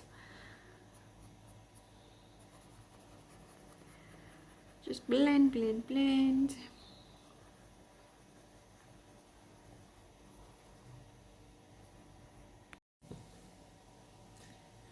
So I'm just gonna take my 2H and I am wanting to work down here a bit now.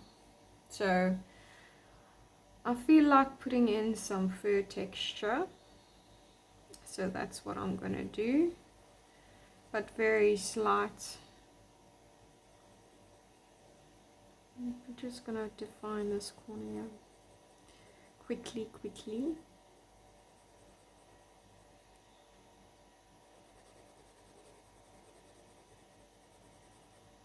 Okay. So I'm taking the very sharper end. I'm not taking the flatter side. So I take the pointy end and do more stroke-like marks.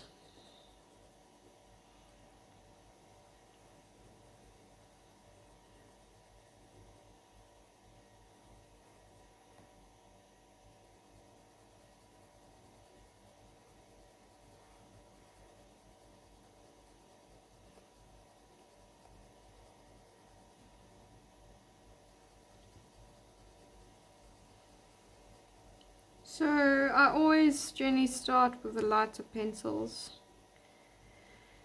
and then I work my way up with depth, blending in between. So this is quite, stroke it. I don't actually go in and draw individual stuff. I just, at the moment, I'm stroking up and down in the direction of the hair. Well, the general direction of the hair. There we go.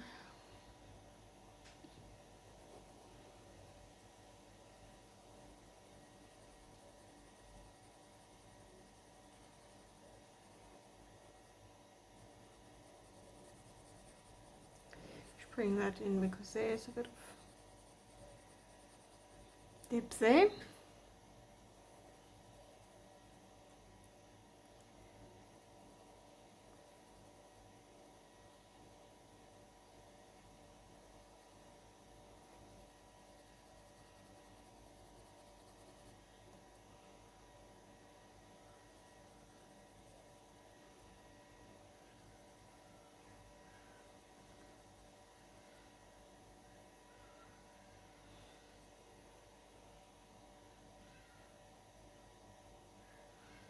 I'm gonna take my mono eraser quickly. So I closed up this highlight. Just gonna put it back in. And then I also angled up this one. There, that's better. I'm going to take my mono eraser and also stroke like motions. Just go in between. There we go. Now I'm going to go with my 3B. I'm going to sharpen the point a bit more because I want to do fine strokes.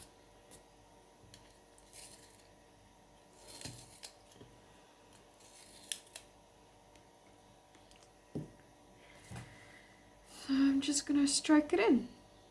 And I'm working from up to down. I'm not working like this from up to down. I'm working down to up.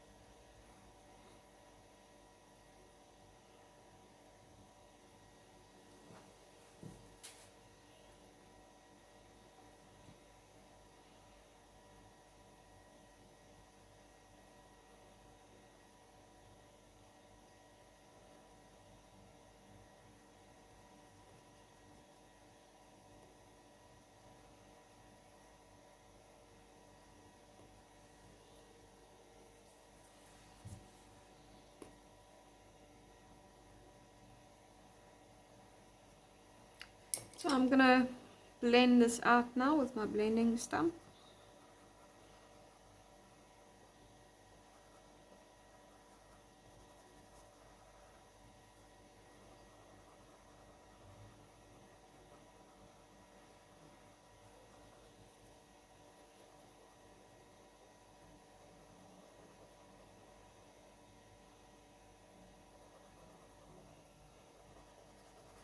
So I'm just checking my blending stump and also just defining whether I'm going to make it as detailed as the spot. I haven't decided yet. But I will end the drawing about here.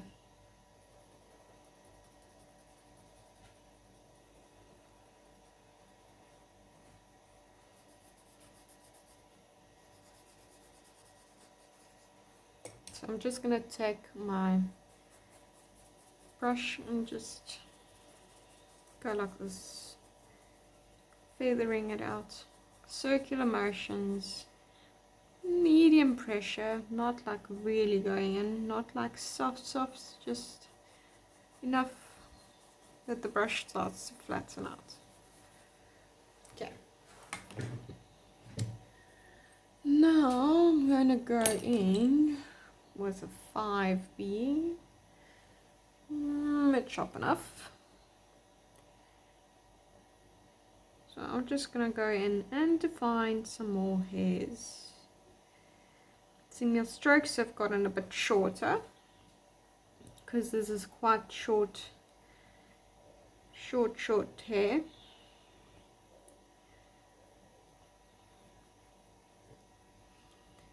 And I'm just going to go around this area and define it. It kind of blurs or out around here and starts to get more detailed this way. So I'm just gonna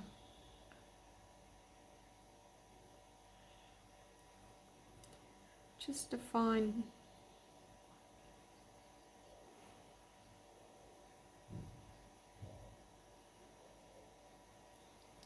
So not hard pressure here, it was a bit harder because it's darker, but soft pressure as I build up the fur.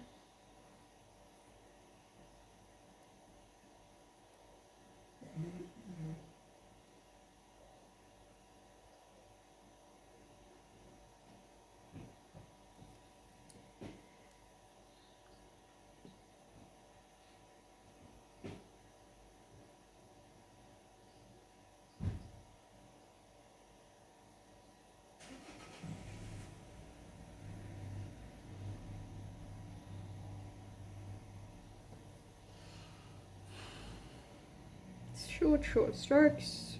Here I'm using more blending motions with my pencil, and yeah, I'm going a bit more. It's also a bit blended more up here on top of that little fold.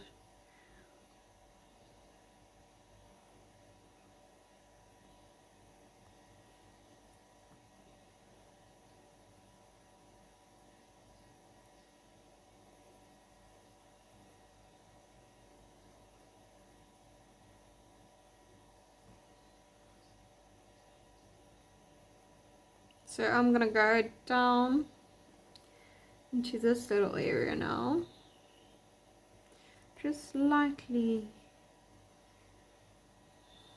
defining.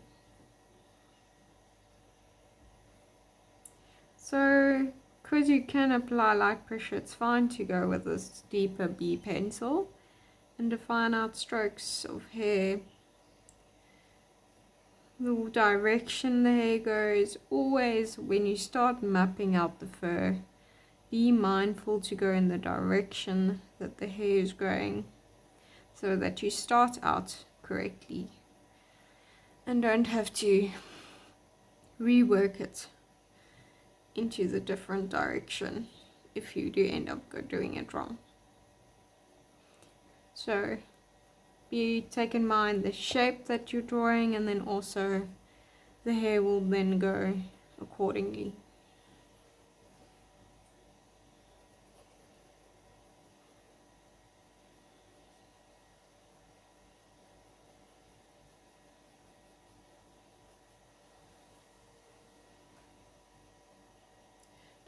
Now I'm gonna blend again. If you haven't picked up yet, I blend continuously between layers. I never do not blend at least once or twice between layers. It's just something I do. So now I'm going to take my mono eraser. If you don't have a mono eraser, you can easily put a eraser in a fine point. If you are confident with your putty eraser, put it in a fine shape and it should do the job just as well. So I'm just going to define highlights at the top here. And just here as well.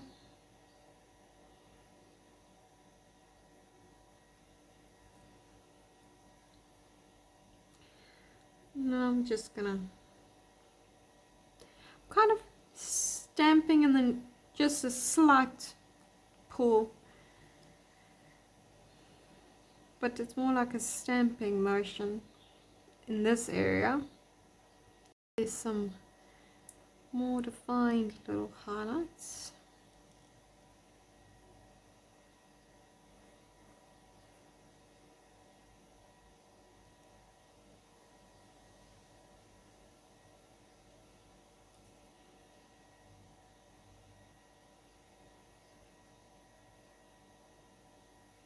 So I don't mind taking away more pencil than there normally would be highlights. So I can easily go back in and create the depth surrounding it. So now I'm going to go in with my trusty little 8B and also short strokes. Go around the highlights, in between the highlights, making it shorter, defining it a bit more.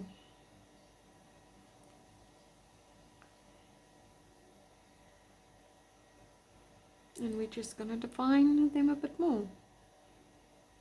Short, precise strokes, almost very slightly above what you would do normally for a stippling motion.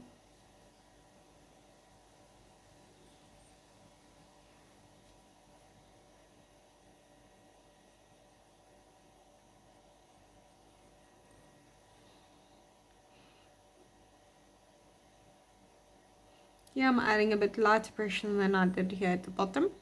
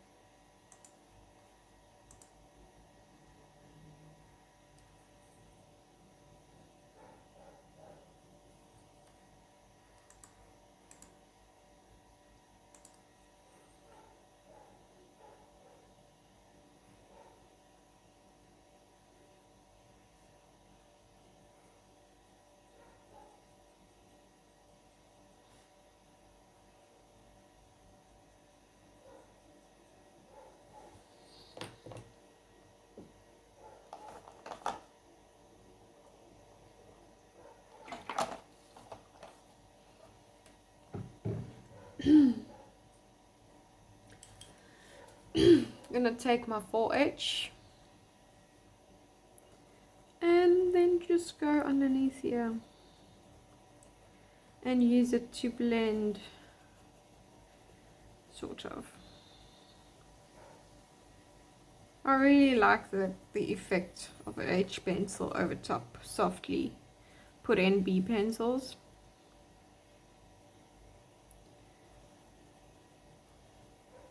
Really blends it differently.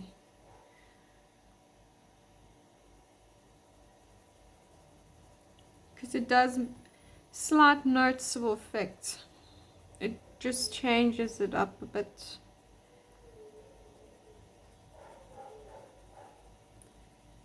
Subtle but noticeable.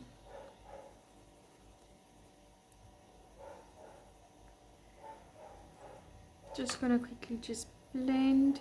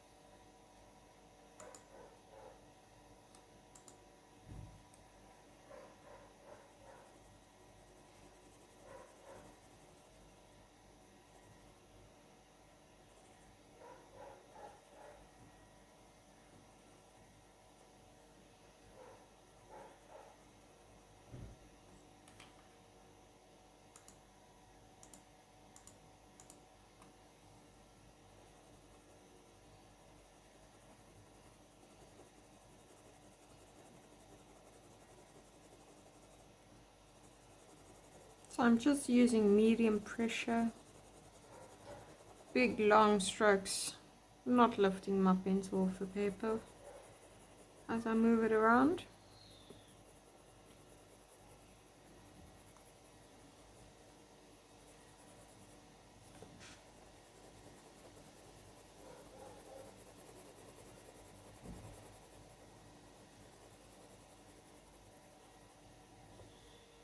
Now I'm just gonna blend again.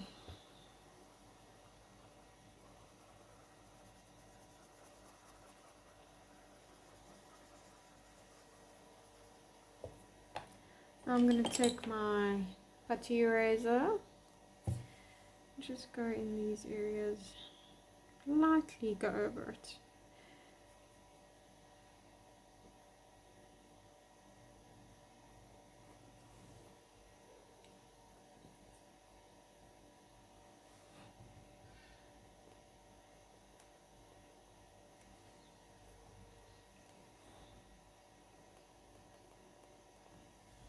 There we go. Since I got it in hand, I'm just gonna, I do this often, where I just use a tool I've got for a different area. So I'm just notice some highlights in the reference. But I'm just gonna accentuate some more.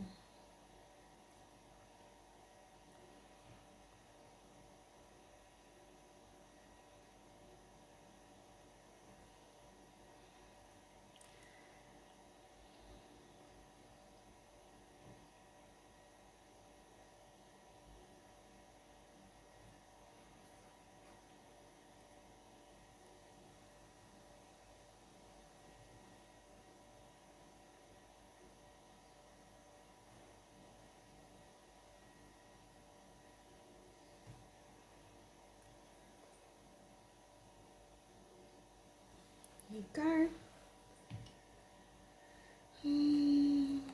Let's take a 4B. You can take 5B, you can take a 3B,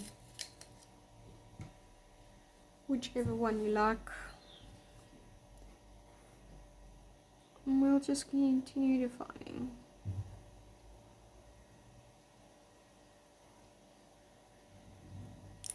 Soft pressure.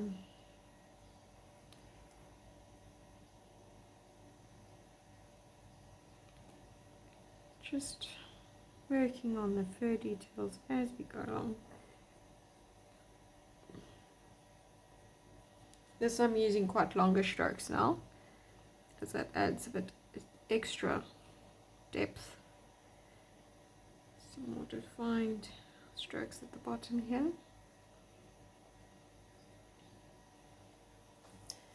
There we go.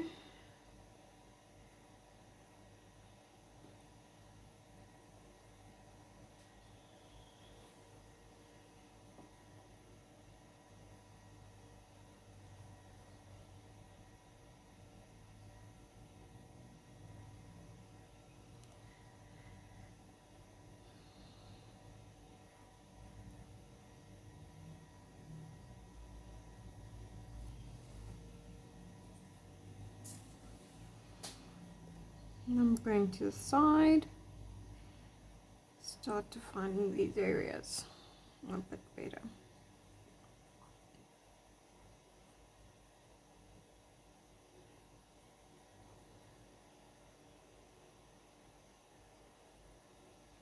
I'm not going to go wider than this, say, so I'm just going to keep it in the drawing in this area. So you see there's this darker little shadow ridge, and then there's a ridge just above it here, going into the middle part of the eye and ending just above. I'll end round about there, slightly put it in, and then I'll just blend softly. Let's go up a bit more. There we go. So anyways, this little thing that goes like that. Okay.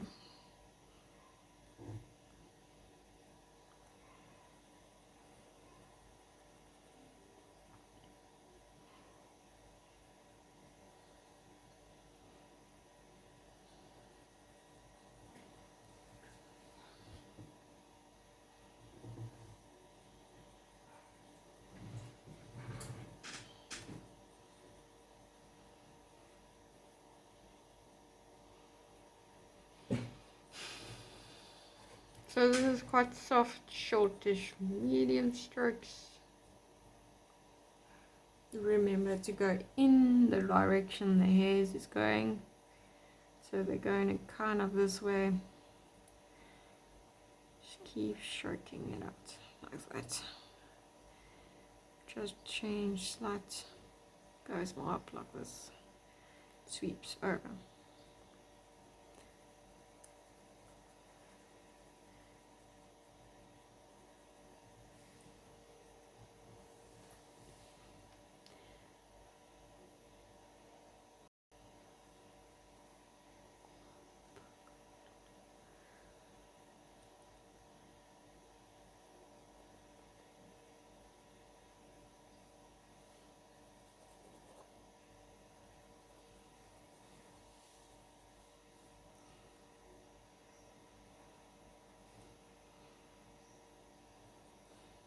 So I'm just going to change to a 2H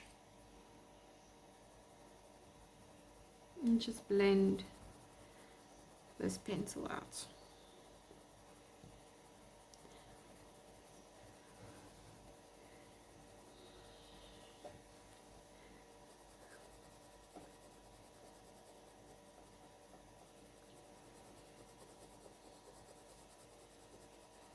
I'm not focusing on the actual individual hairs themselves or creating the effect.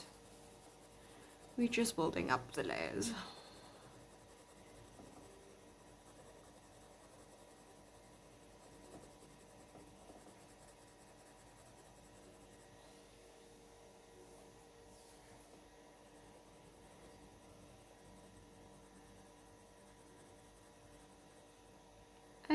I'm adding slight bit more pressure, bit more than medium pressure at the top here. As you can see, it starts out like this, and then I move my pencil around, as that's the shape that this eye bone, eye socket, whatever it's called, goes.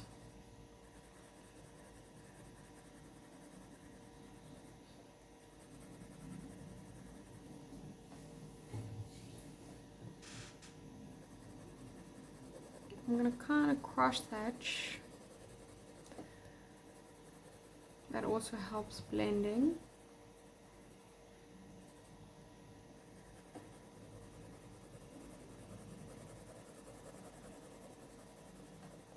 Now I'm just going to take my head stump. And you know the drill. Just go over where we worked.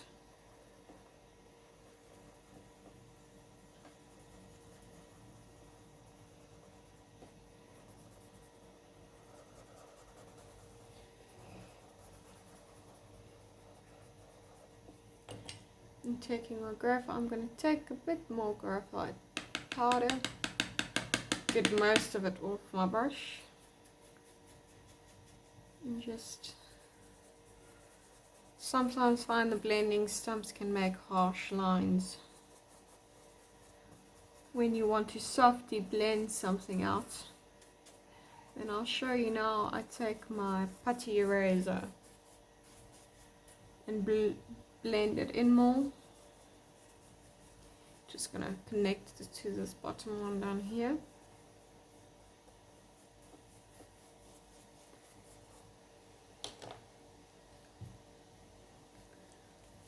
Just gonna kind of softly stamp it. Softly stamp. I'm gonna repeat the blending and the stamping motion.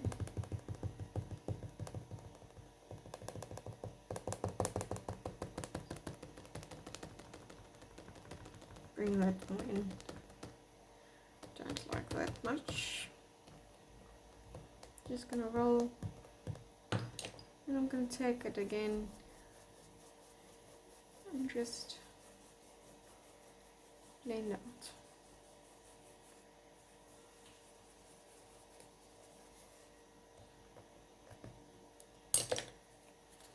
Make it a bit more cylindrical shape.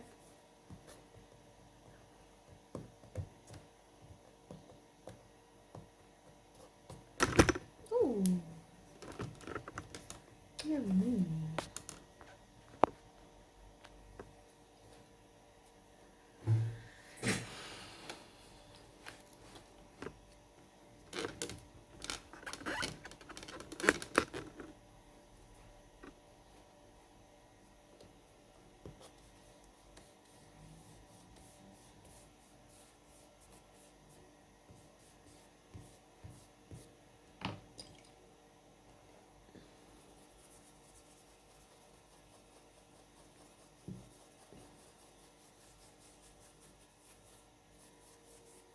There we go.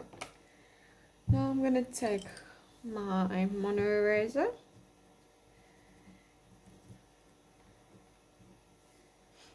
and I'm just going to quickly start short strokes, light pressure,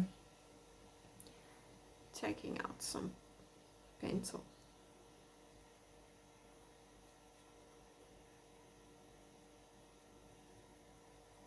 And just the same motions that I have with the pencil, I'll have with a mono eraser.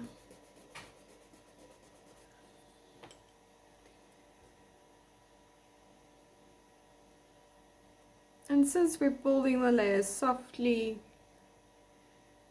it won't create any harsh lines or look odd.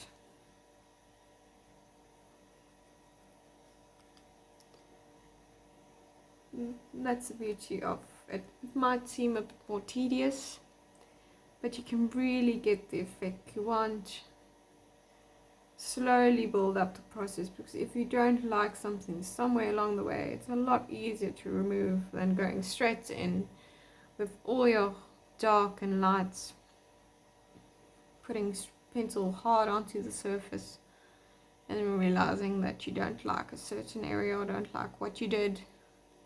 This gives you more time to see it coming along. If you don't like it, you'll probably notice more quicker and you'll be able to fix it a lot easier.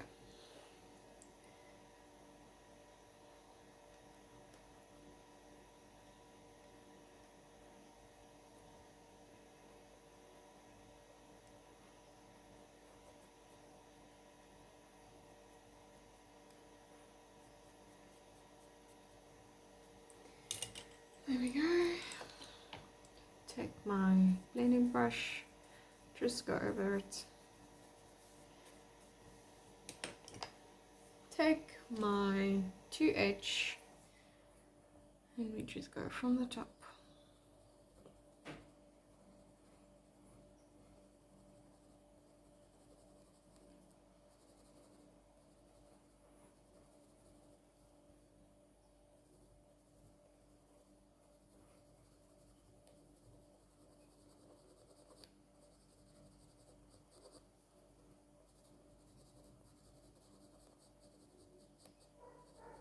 And you'll see as I get to the highlights, I do go over it,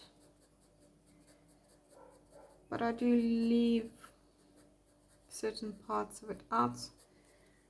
It stays visible, but it just blends it in to the drawing. Creates this layered effect.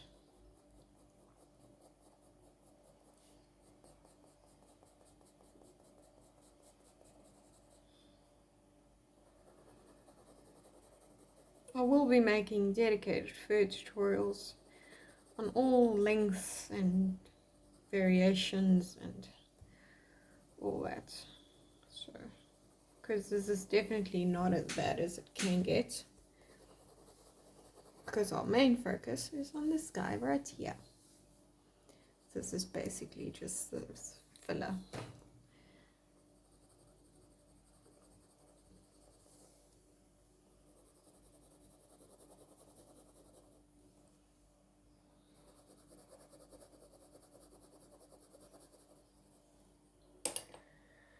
Now I'm gonna go in with a 3B pencil and work my way from the top down.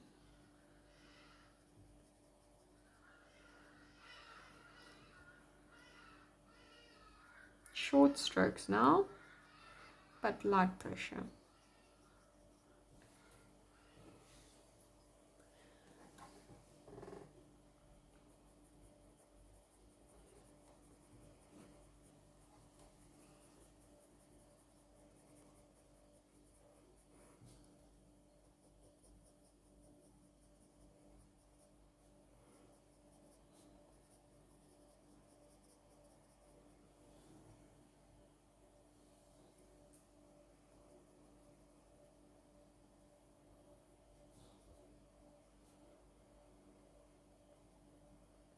More pressures for areas that are darker is these lines in the fur. Just going to quickly suggest them with a pencil,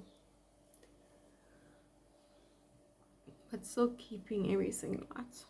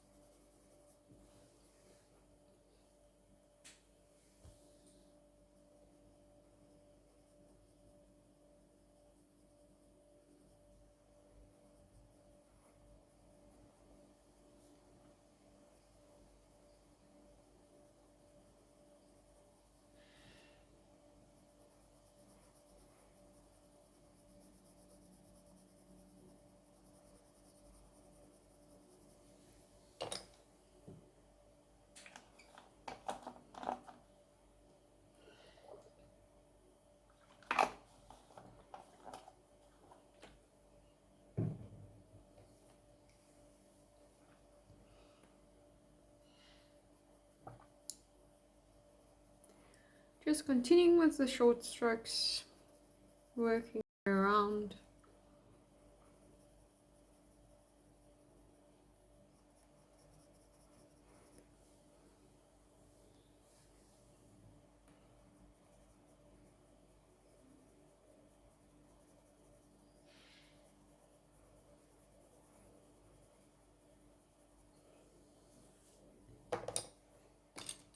going to take my blending stump with light pressure and go over it, everything.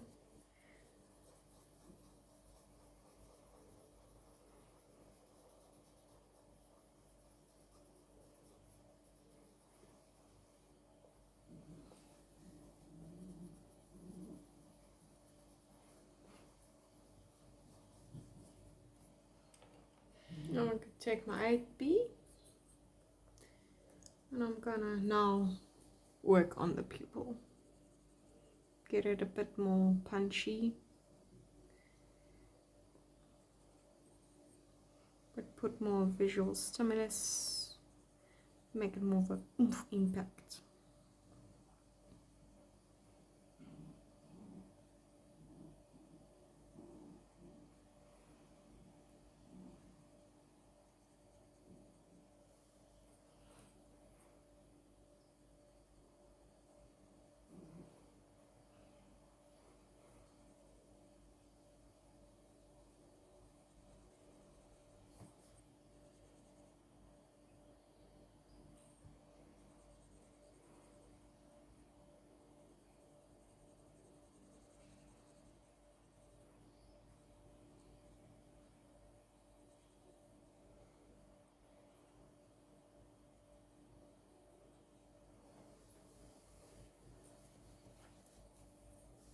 And then I'm going to take a 2H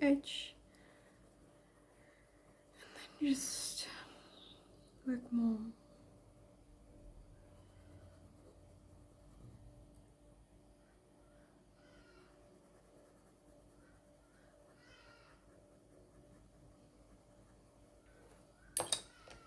And I could take 3B and work on these upper sections and put more depth into it. I'm not going to go in with 8B because don't think it's necessary yet.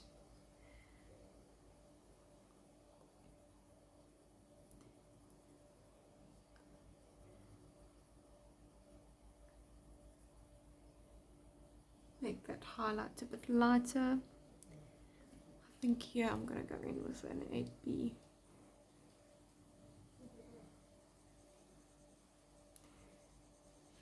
There we go. It's quite soft this way. There we go.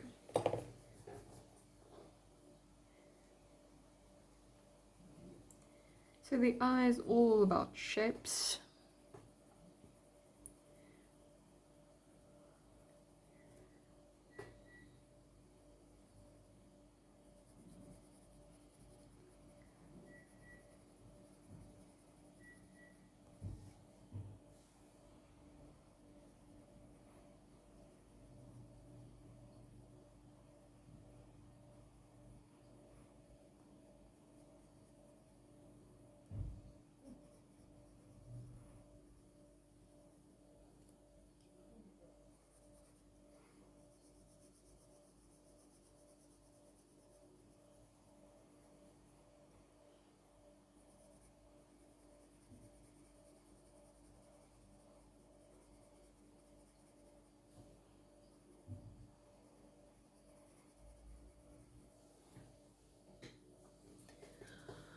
Starting to come together now. Gonna take my 2H, start defining this lighter area.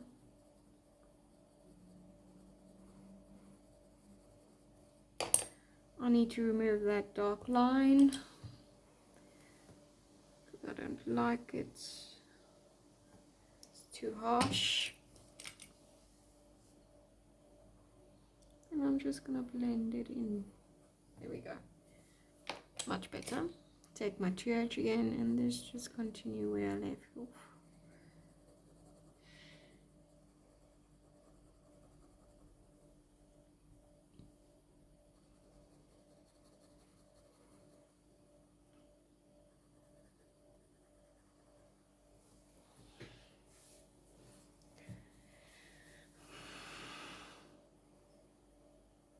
So as you can see, it's all starting to become more detail work. refining the shapes that we put in the beginning and suggested to.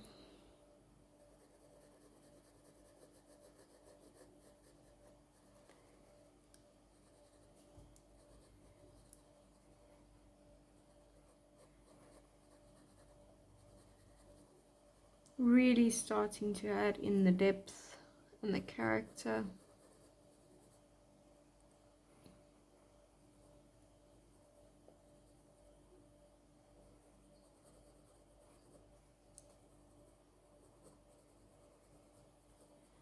There you go.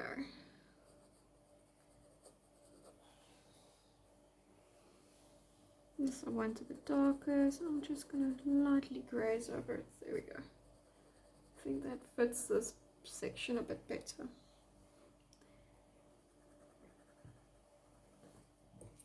Take the 8B, lightly. There we go.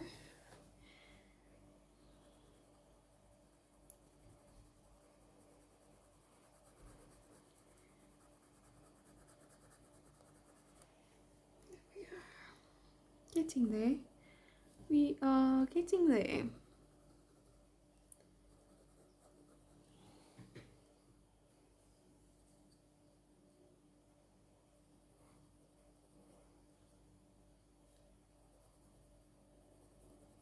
I'm just gonna fill in these highlights because it's not that white, this one as well.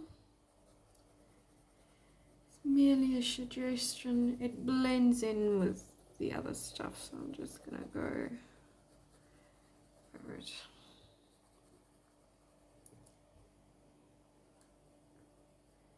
definitely some stuff that still can be done here at the lashes,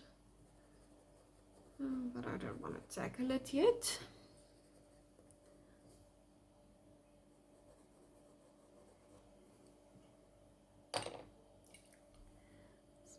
That's bothering me here. I'm going to remove that. Just clean that up. Slide, there we go.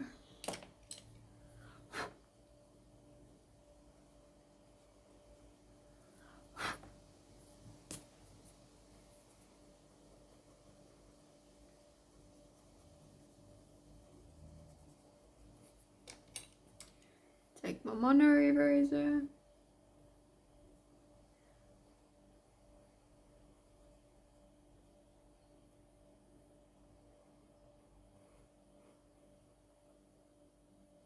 Just open up the side of it.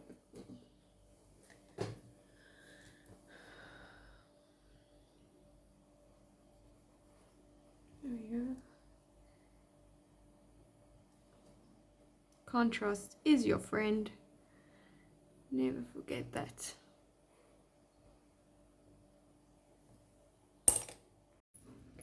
Okay, so we are going to start working on more fur details over here. I am halfway satisfied with what's going on in the eye, and then we'll go from there. So I'm just taking a 6B pencil. We're going to start, just going to quickly, short strokes, soft pressure.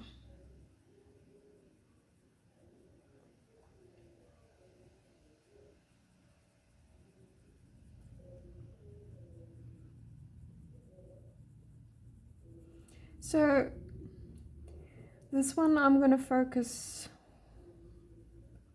we're not far away from actually calling it as a complete drawing. I think for these it's just the basics.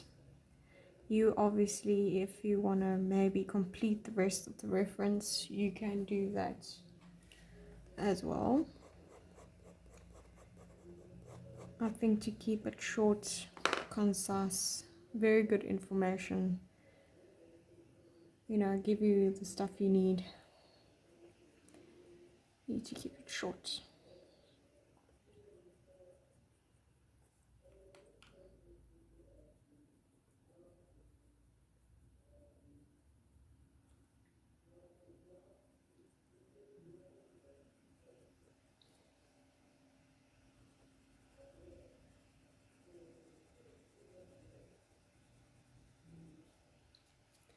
So I'm gonna keep this as like that for now. Just work, maybe kind of get it more done in this area that it kind of ties in with the rest.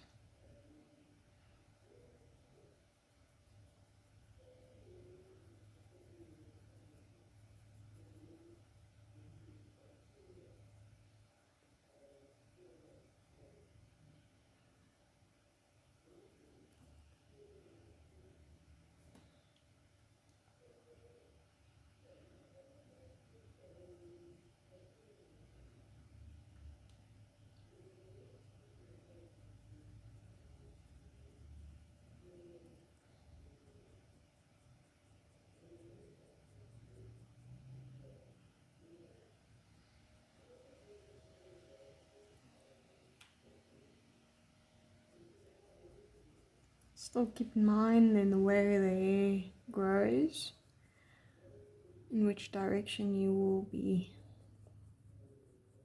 making your pencil strokes.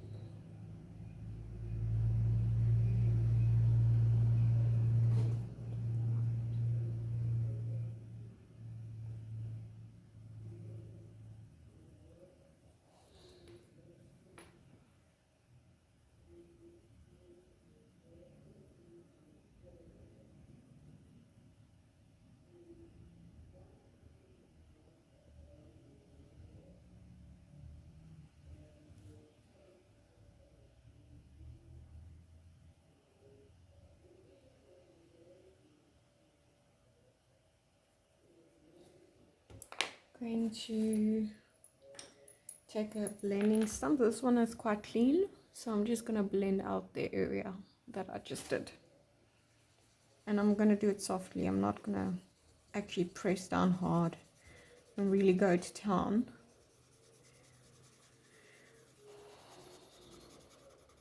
Out here, I'm going to maybe add more pressure.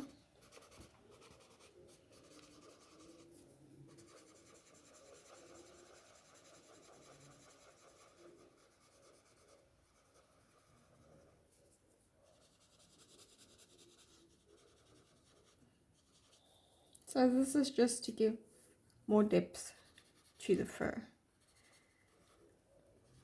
and have it sit on top of something.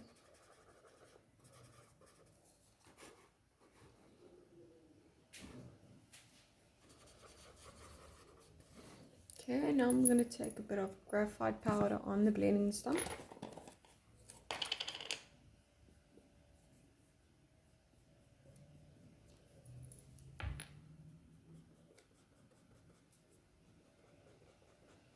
I'm just going to kind of do the same that I would do with a pencil, but maybe more stippling. Yeah.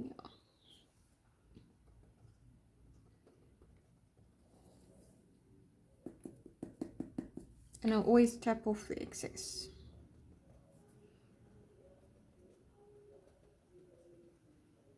There we go.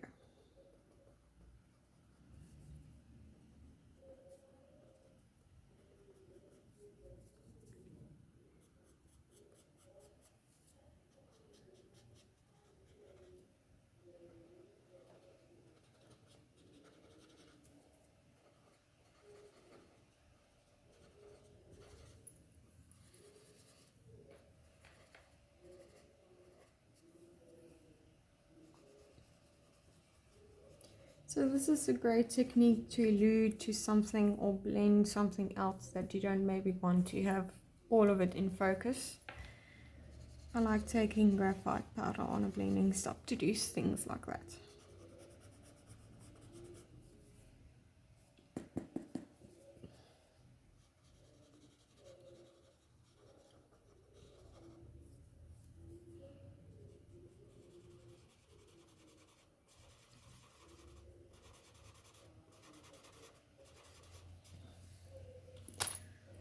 Just take my brush and just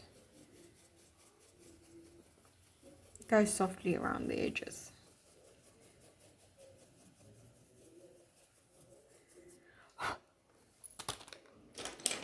Now I'm going to take my mono eraser and we're going to start. There's these slight little white hairs all around the outside of the eye.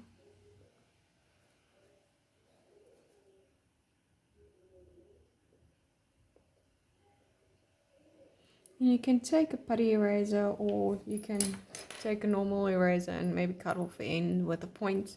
If you don't have a mono eraser, you can do that as well.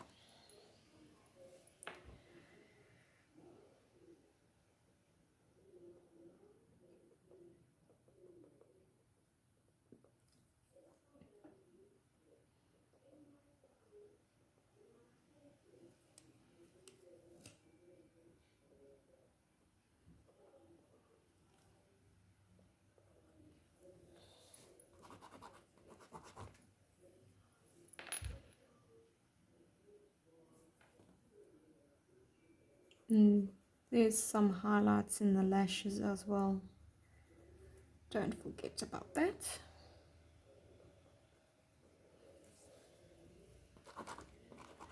I mean, it kind of takes a while in the beginning to get everything in, and then when you pass the midway point, it kind of all starts falling into place.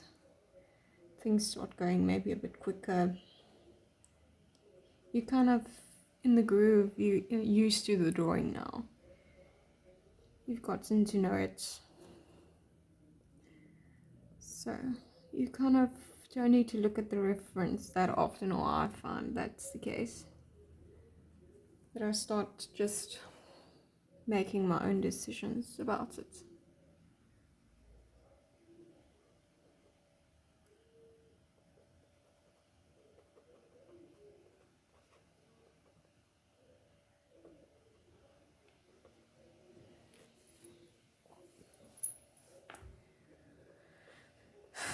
So I don't know if after this tutorial is done, if I'm going to complete the drawing, maybe add something extra. I don't know, maybe leave it as I sometimes like these. Maybe just cut the paper a bit smaller. I don't know.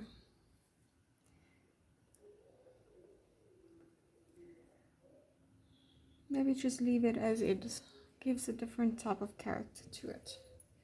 Okay, so now I'm going to take a lighter pencil. I'm going to take my trusty 2H. There we go. And we're just going to continue on with the fur details. And lashes as well. I'm going to put the lashes, its hair, same well, kind of the same principles, just longer.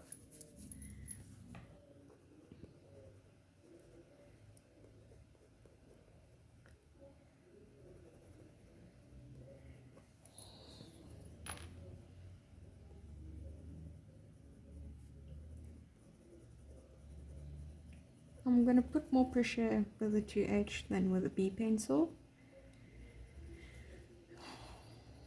It will give a double tone and value than a B pencil would. Short back and forth strokes.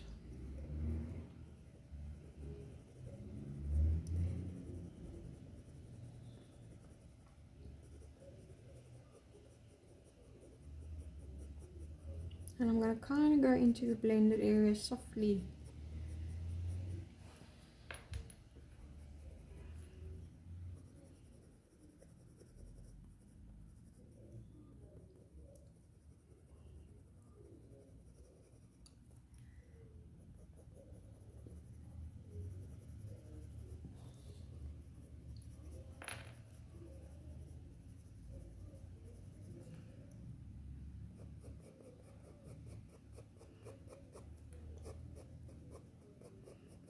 Kind of letting my pencil just fade into the blended areas.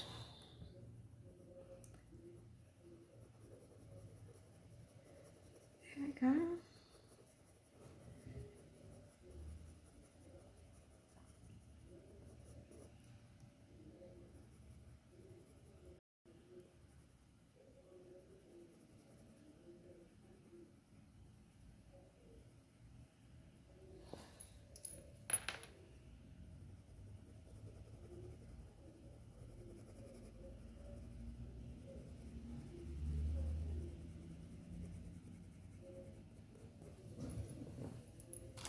just take my blending stump and just kind of these edges where I was busy drawing with the 2H, just there.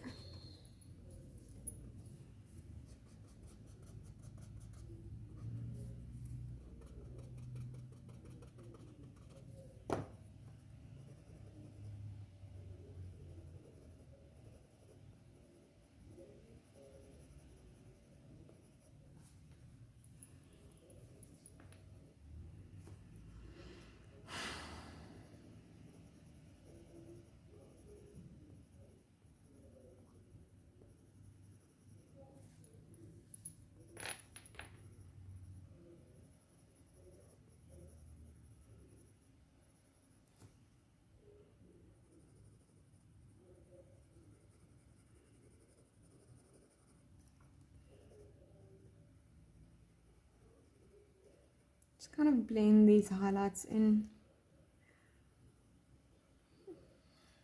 Maybe check that one a bit too dark.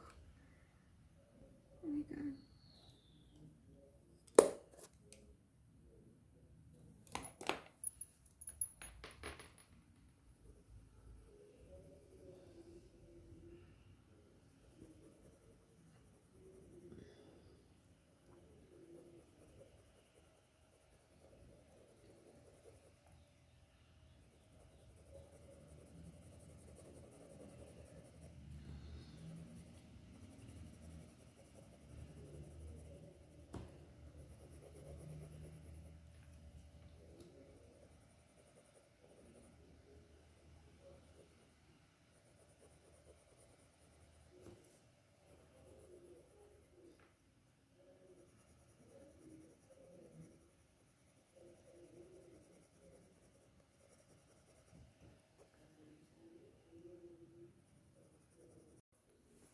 So I'm just taking my 8B and we just, oop, that was an oopsie.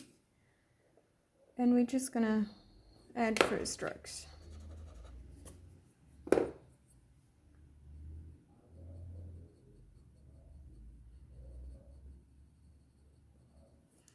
Soft light pressure, short strokes. There we go.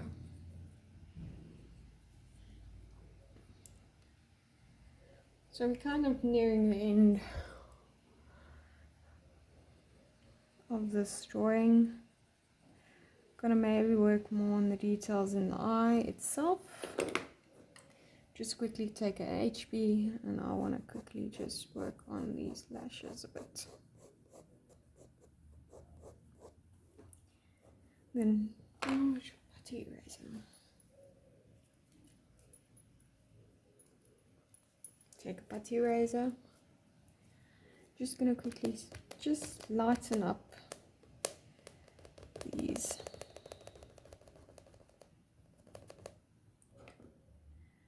Then take my 2H.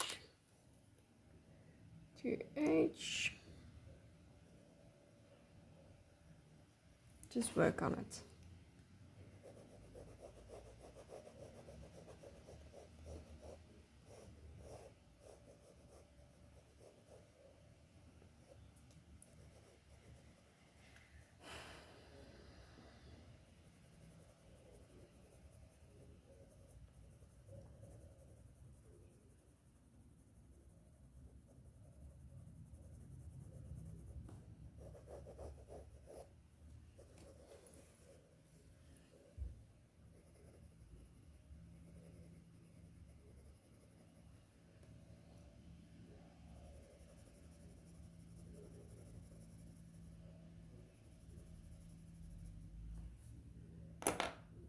Take 6B pencil.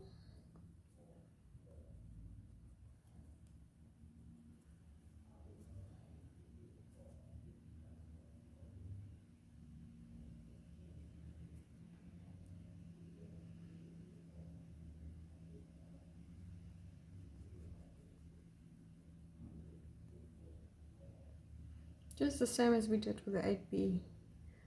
Very softly, we're just adding in some slight details. Short hair strokes. And there we go.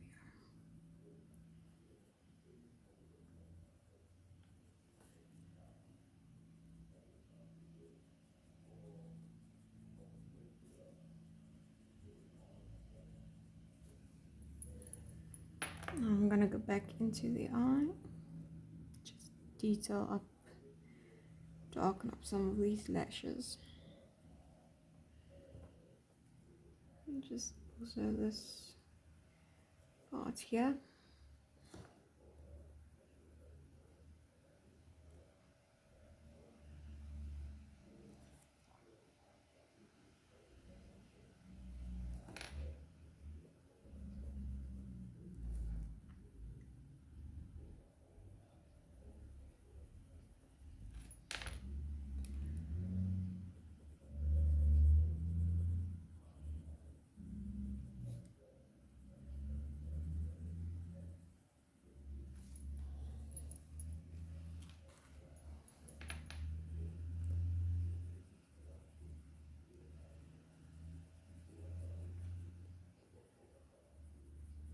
So I'm kind of sort of looking at the reference, but kind of following my own little path in the eye and everything.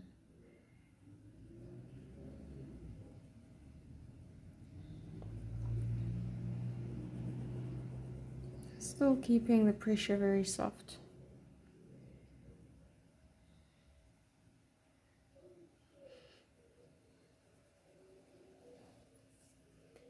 Just building up.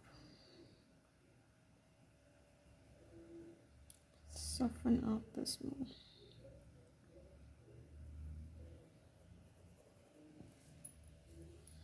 Take my blending stump. Just blend, especially around the pupil area. It's very soft gradients from dark to light in the eye.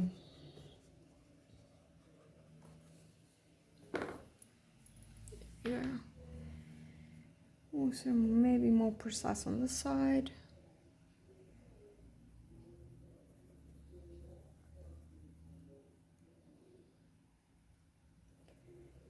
There we go.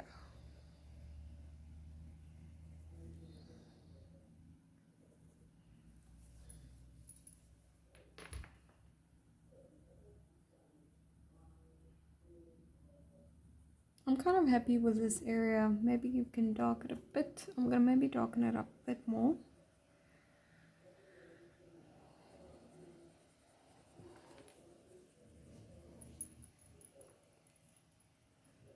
So I always recommend stepping away from your drawing, especially if you're starting to near the end, even in between. Looking at from far away, close up, in the mirror, I find is very useful. Especially you instantly see something that's off. Especially if you can't, when you're looking at it, when you're drawing it, and you're so close that you can't always see it. So I always recommend stepping away from the drawing, putting it in different places around the house, different lighting, looking at it in the mirror, taking photos of it standing, walking past it as if it was to hang in your house. It always helps to spot certain things.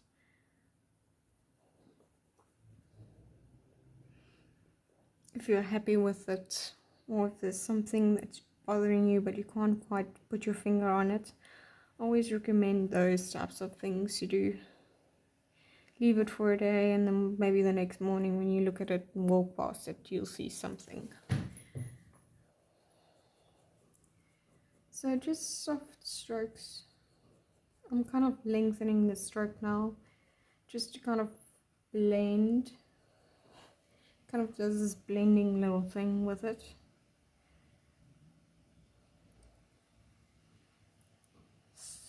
Make this inner corner more visible. There we go.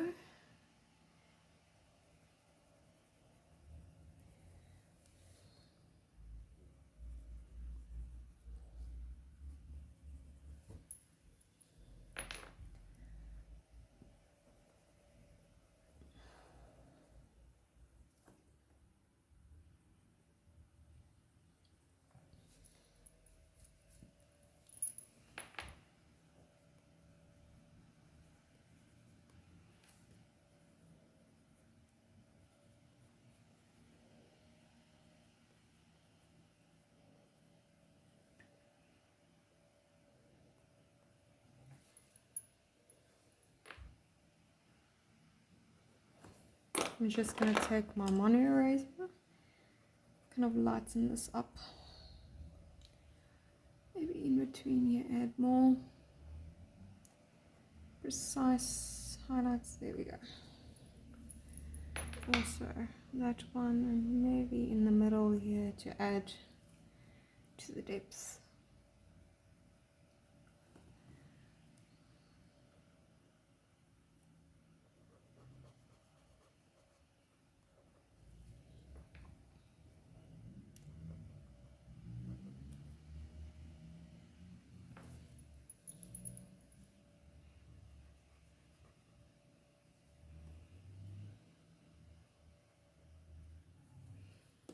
I'm going to take my AP and darken up some areas a bit more.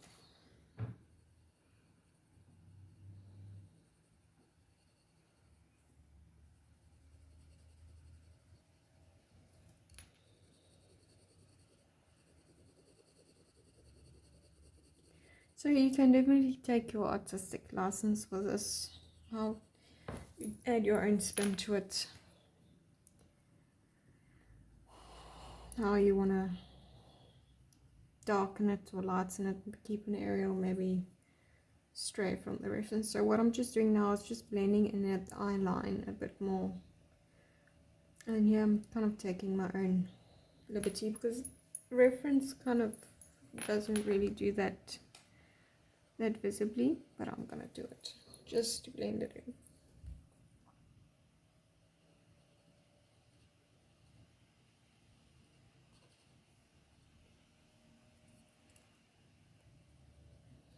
There we go.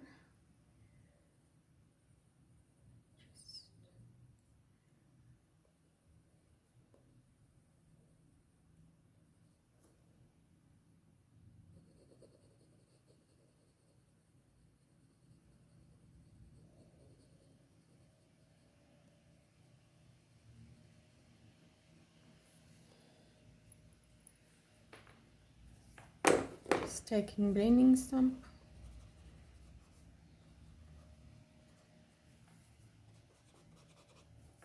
I'm gonna kind of take my putty eraser and kind of just around the edge.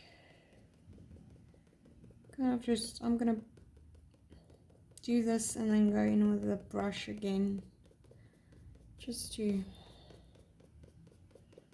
kind of a pressing motion.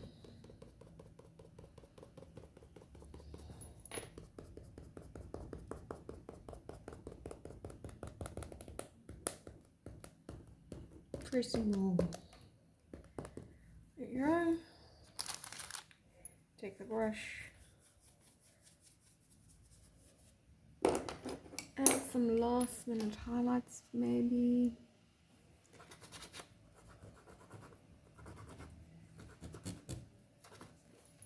I'm just cleaning up my eraser, if that's what you're wondering what I'm doing. Put some highlights in the lashes. There we go.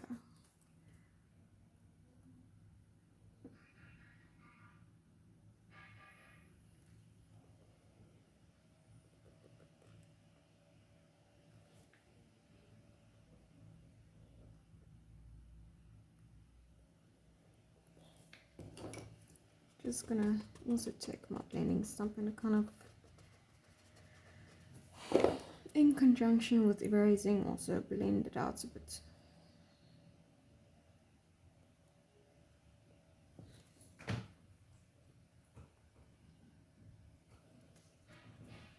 Maybe feel like I need to maybe do, so this is just an HB. Maybe work here on the bottom a bit.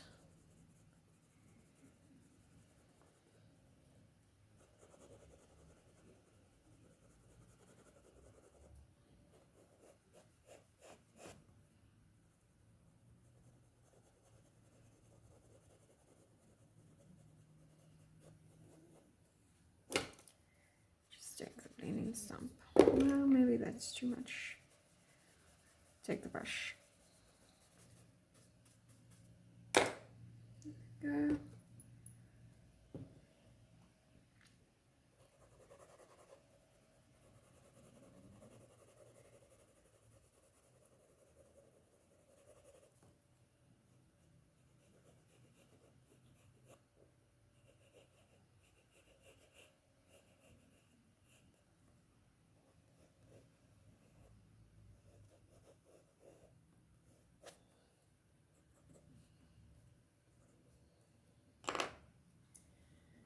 go. I think I am happy with that. So it's just about giving you the basic idea of it. There we go. So that's that. So I'm going to leave it as is. It's kind of detail, not detail, out of focus, in of focus. It kind of wraps all of that into one.